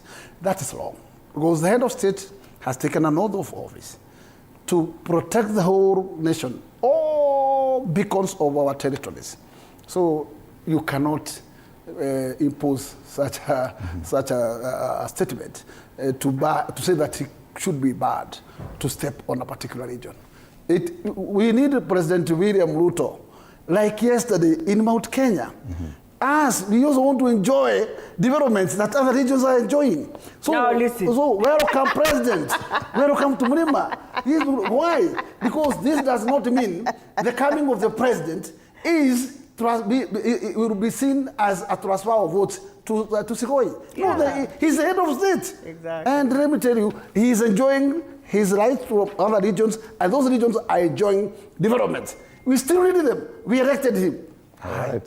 All right. Well, but honestly, it's a very sad thing. Honestly. It is indeed, because these are elected leaders at the national level. But that is how it is. Defending that. And to make it worse, it is entrenched in all of us. All. Let's not lie to God that it is something about politics, politicians. It is a culture in demonic Kenya that is demonizing us. It has demonized us since 1963. Right. It's not something that you think it's so easy to pull it out, because people feel, and that's what I was saying, if we get a hybrid government, maybe we come out of that culture. Maybe we start appreciating. And I think what we need to do, even to help as we move as a country, one of the things we need to ask ourselves, how can we help our young people? We identify, first of all, we go back to a place where we can say, 1 year, let every young person just go and do work within government as he awaits to go into university, the way we used to do, just to build this young person. Then pick from them the best. Do the same thing we did in 1963 when we used to lift Kina. Tom Mboya were lifted and went to best schools abroad. But as you go coming, knowing very well, I am coming, getting entrenched into civil service and bringing in different values that will build now another nation. That way, if we start a program like that and make sure you don't just look, again, you don't do it the wrong way where you look, this region must get more, this region must get less. Just balance. You have 290 constituencies, pick 222, spread them across. Those are 290, more than 400 to 500 people. When they come, entrench them into your civil service as they take over. And in that, you will still get a good president. That's what Singapore does. That's why they are developing. And by the way, as I said, you might blame, why did Uhuru come in after the father? Linkwo, the son came and became a prime minister. But he took the country better the way the father had started the foundation. Right. For us, we keep on dipping and going down. 4 years, When you went to Addis, and I know many of you went to Addis even to just do the AU things and all that, how was Addis? Today, why is Addis that way? Because of just having a clear mind. As government, we take initiative to make sure this works and it works better. Now, this is what I'll tell the president. So we have judicial, we have, these wars are too many.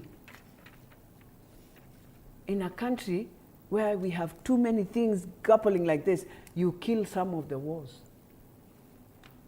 and then deal with what is critical for the country and just achieve two things. If it is the economic pillar, if it is education or health, deal with one of them and get it right and right. And that is what guys in government should be thinking about. Because I think for 2 years, for us as politicians, we call midterm the time to think, reflect, and start going back to where you came from, to start knowing whether you're okay or you're moving. Right. And so in midterm, when we have all these things bubbling, bam, it is very unfortunate. For committees, it is natural. By the way, if you leave us to just elect our chairmen as per the standing orders, trust me, there will be a grill mix that you have never seen. Because I'll just go and talk to chairman. I'll say, chairman, you're becoming chairman, I'm your vice. Twende kazi. And we will not think about what majority is saying, the whip. No. But that is how it's supposed to be. Because our committees are not also political. They are supposed to serve. That's why it's in an ideal way. They're supposed to clearly, serve. Nothing is ideal right now. Even the conversations we're having very quickly turn So tribal. now, the worst is even as much as they are saying those seats you are going Dola, smarter bundle. Women, even the Senate by yesterday, I could see many women now have lost those seats. So now what are we saying?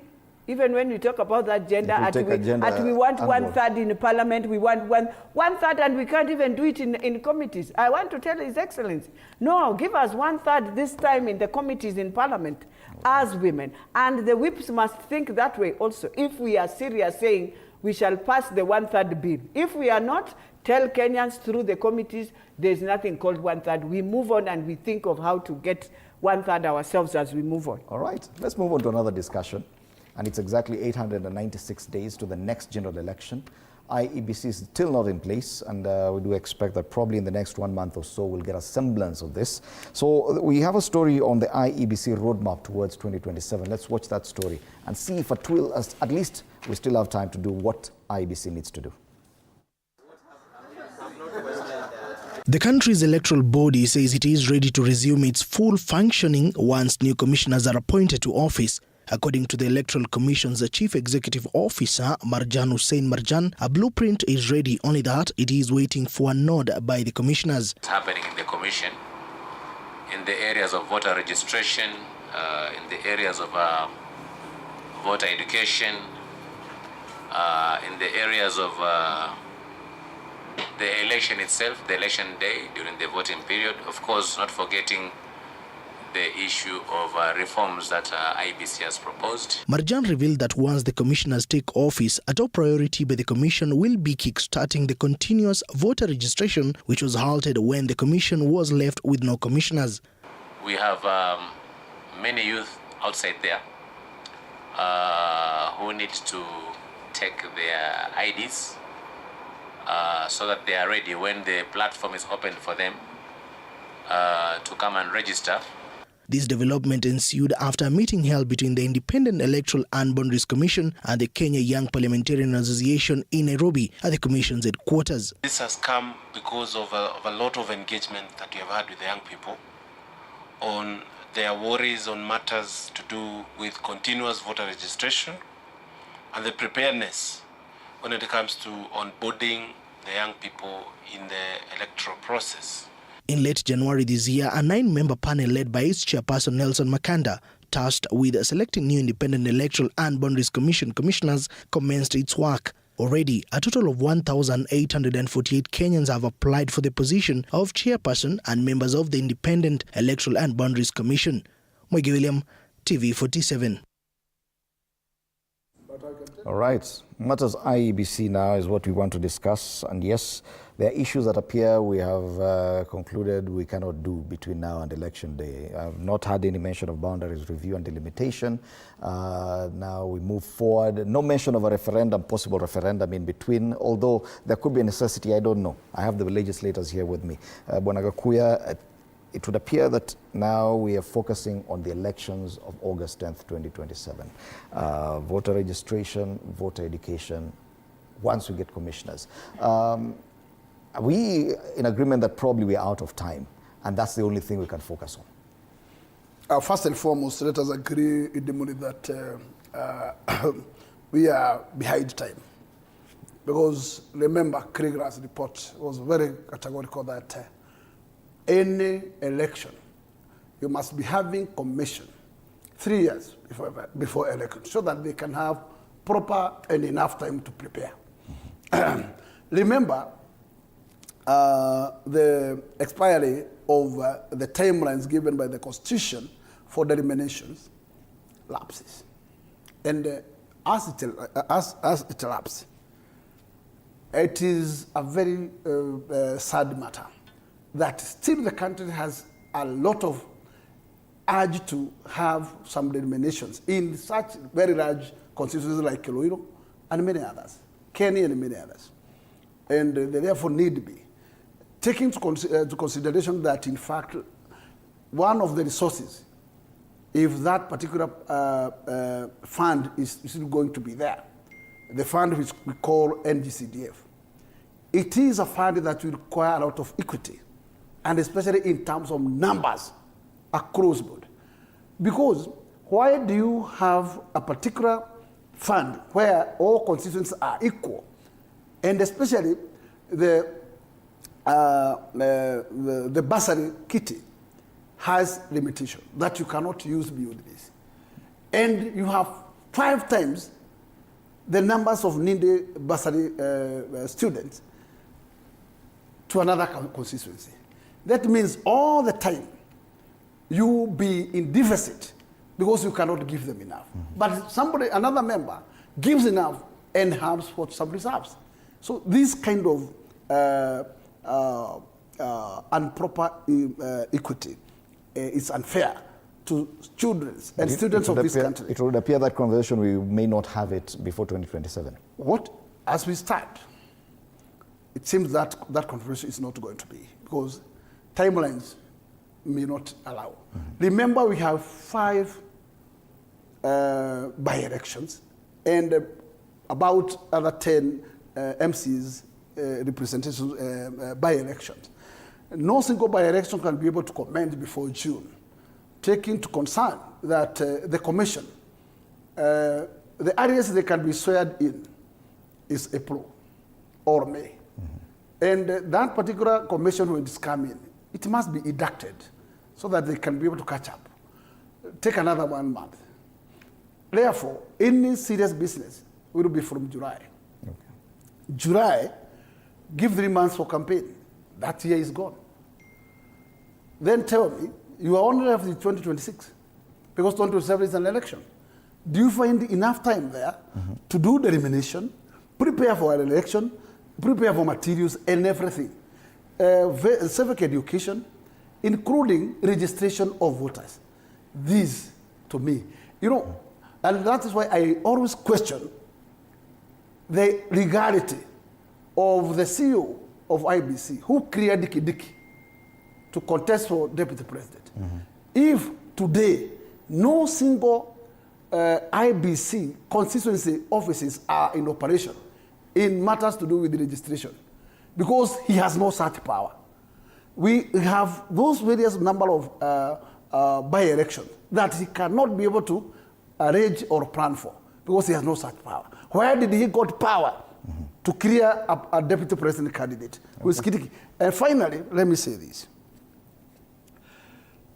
In terms of registration of voters, that's a very serious and important exercise, because we have people who has been exiting from colleges, from secondaries, that already achieved the attainment of 18 years.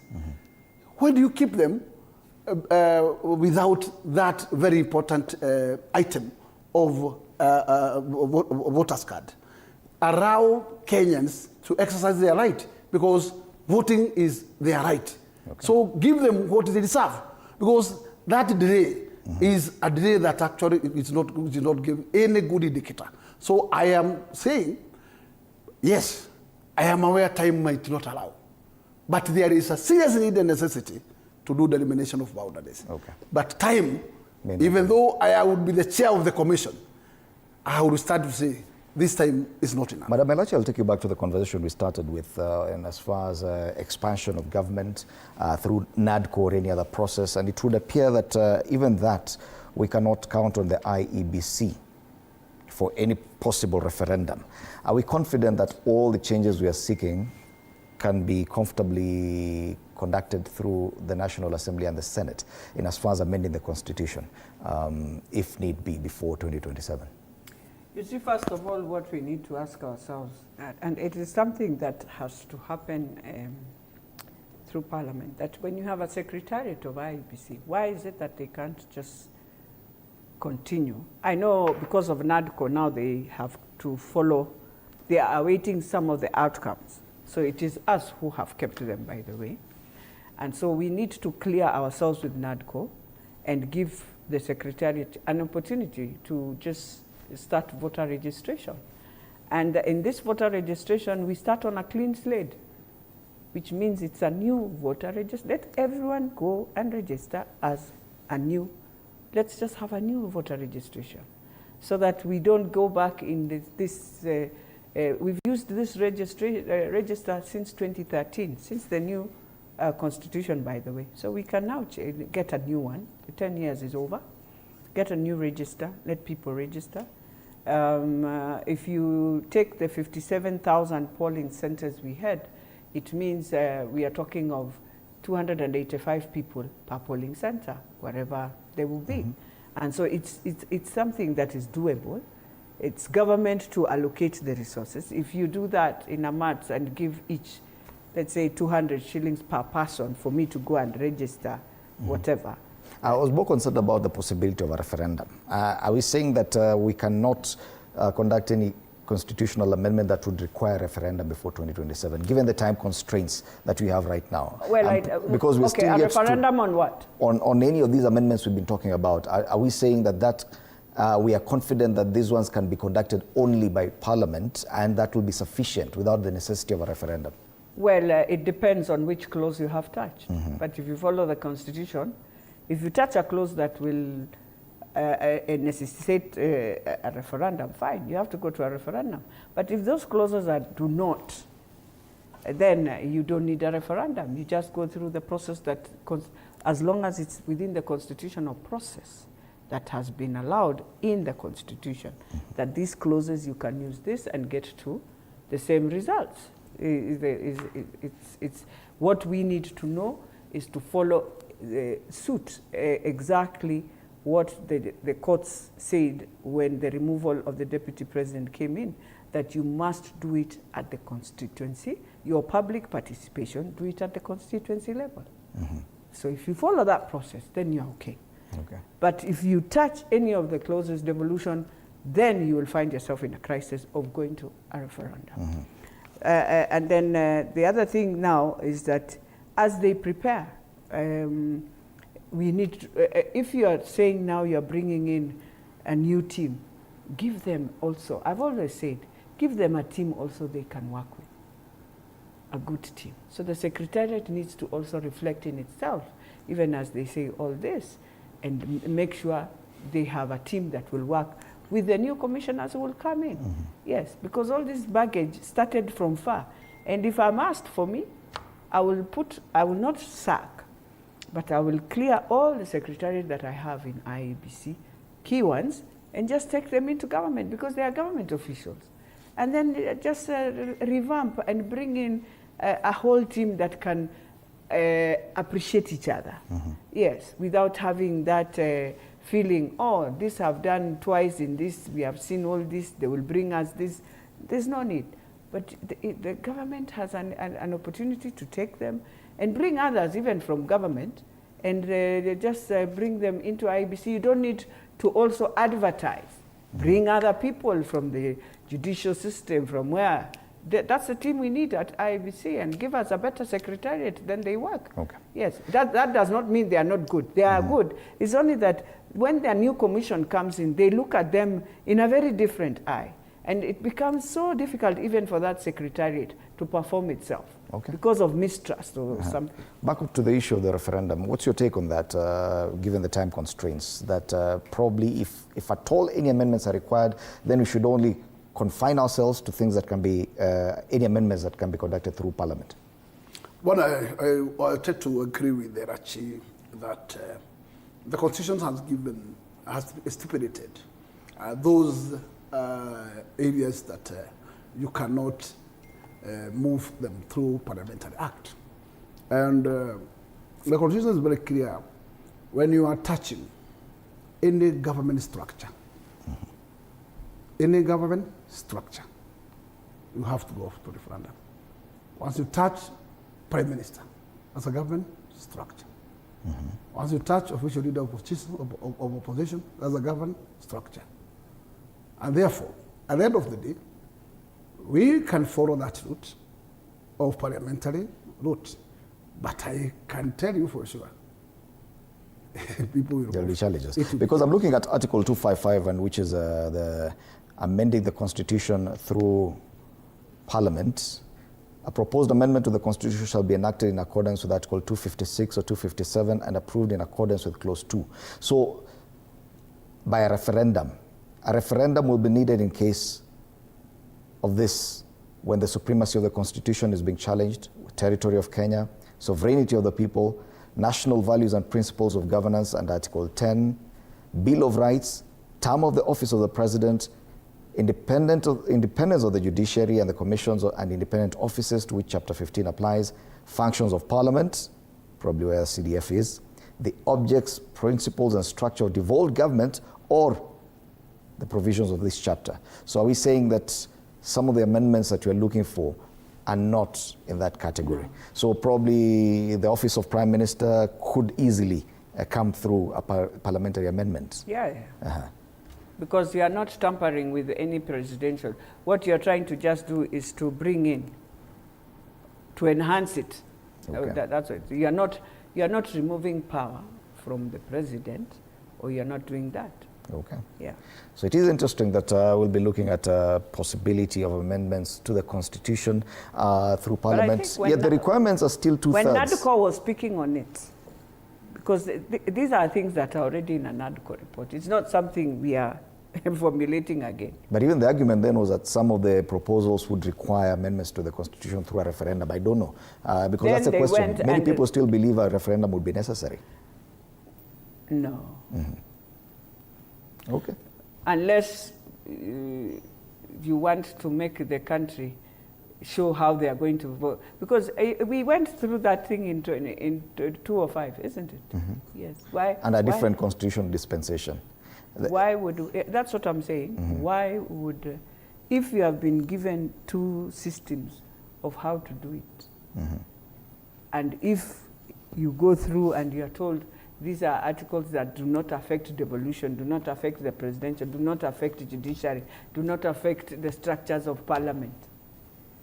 All right. Yeah. Yet some of the conversations we've been having... Maybe the big question probably will be, when now you create that official leader of the opposition position, and he now becomes a parliamentary position, then does that mean that you still leave the minority and majority the way they are? Or what kind of...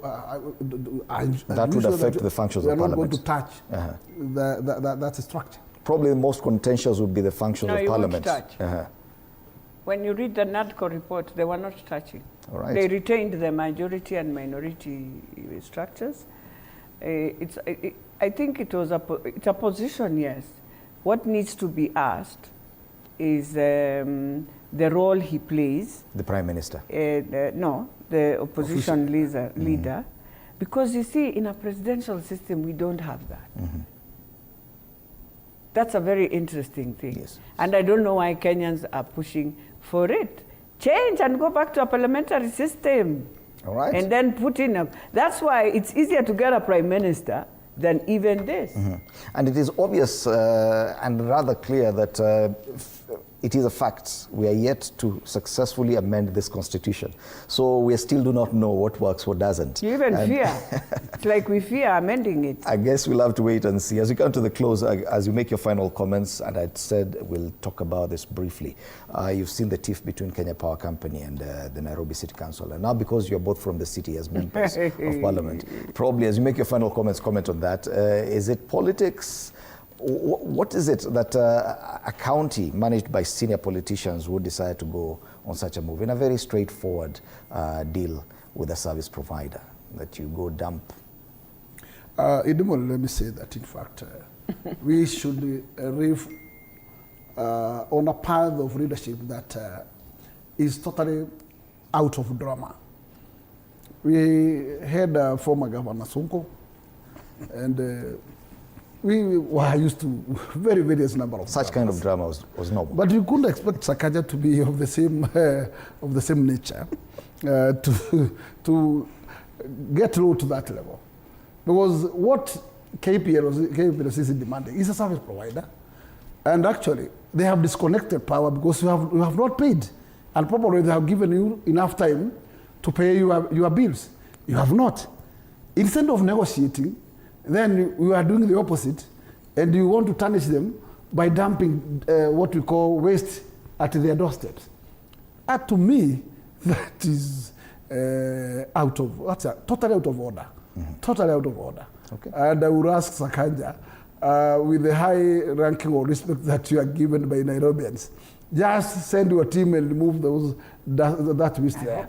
Yes, it is unfortunate that then it will be the talk of the city, and it is totally wrong.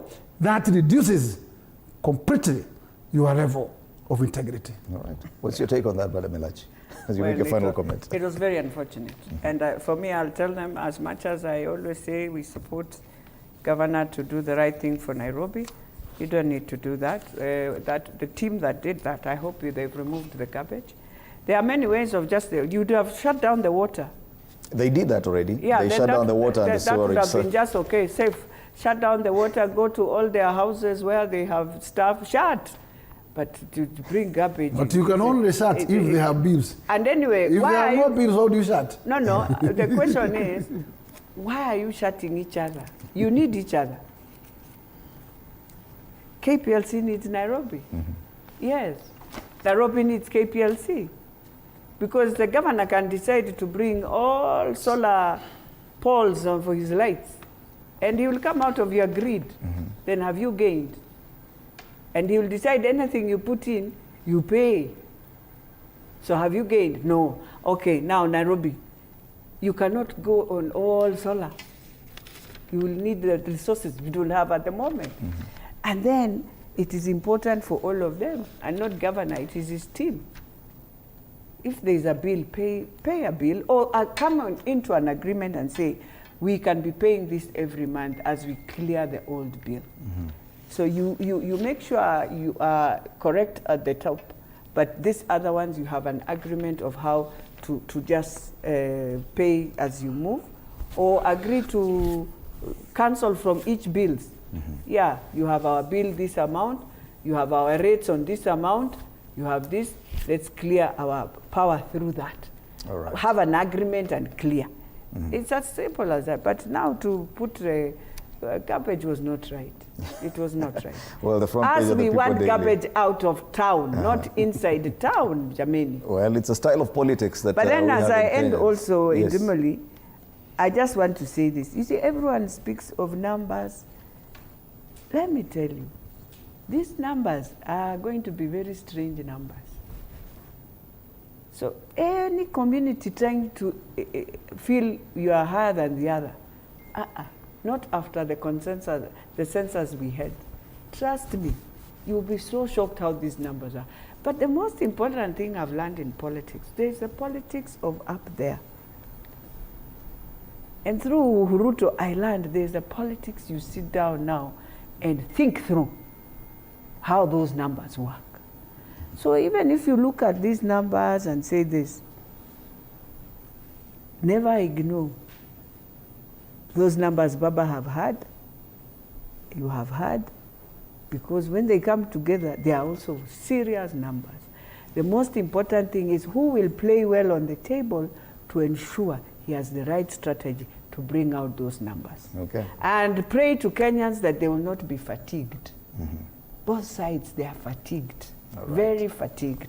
All right. And they can decide who cares. We will not come out. So those numbers count when you are seeing them in the debate. You know, now not you've introduced something new, Madam Elachi, and I'm seeing Bwana Gakuya just smiling here. Not this one of... On this issue of numbers, do you have anything to add? And then the other thing, you should always remember Trump won over Hillary. Popular number versus county numbers, state numbers. Okay. Very dangerous in Kenya. And it is going to happen one day. It will eat Gakuya, us. you agree? One thing, let's all agree in a very short form that nobody is against the regime of William Ruto. And William Ruto has time to redeem himself. The complaint and the clamor is with the people. Forget about what politicians are saying. But are the people comfortable down there? Because you only convert numbers if they are comfortable. Yeah. So we are not here to stand to look numbers for a particular community. Okay. But I can tell you equally, you cannot also ignore those numbers you are trying to say that they have been, you know, even William won his election through calculation of numbers, not even short. It is definitely a game of numbers. Asante sana. Bwana James Gakuya, MP Embakasi North, and Bitu Selachi, Embakasi Dagoretti North. Of those numbers. Yes, members of the National Assembly representing different constituencies in this great city of Nairobi. Thank you so much for your time at TV47. After the break, more discussions coming up with my colleague Arno Dida. Do stand by for that. My name is Freddie Ndimuli. Good morning.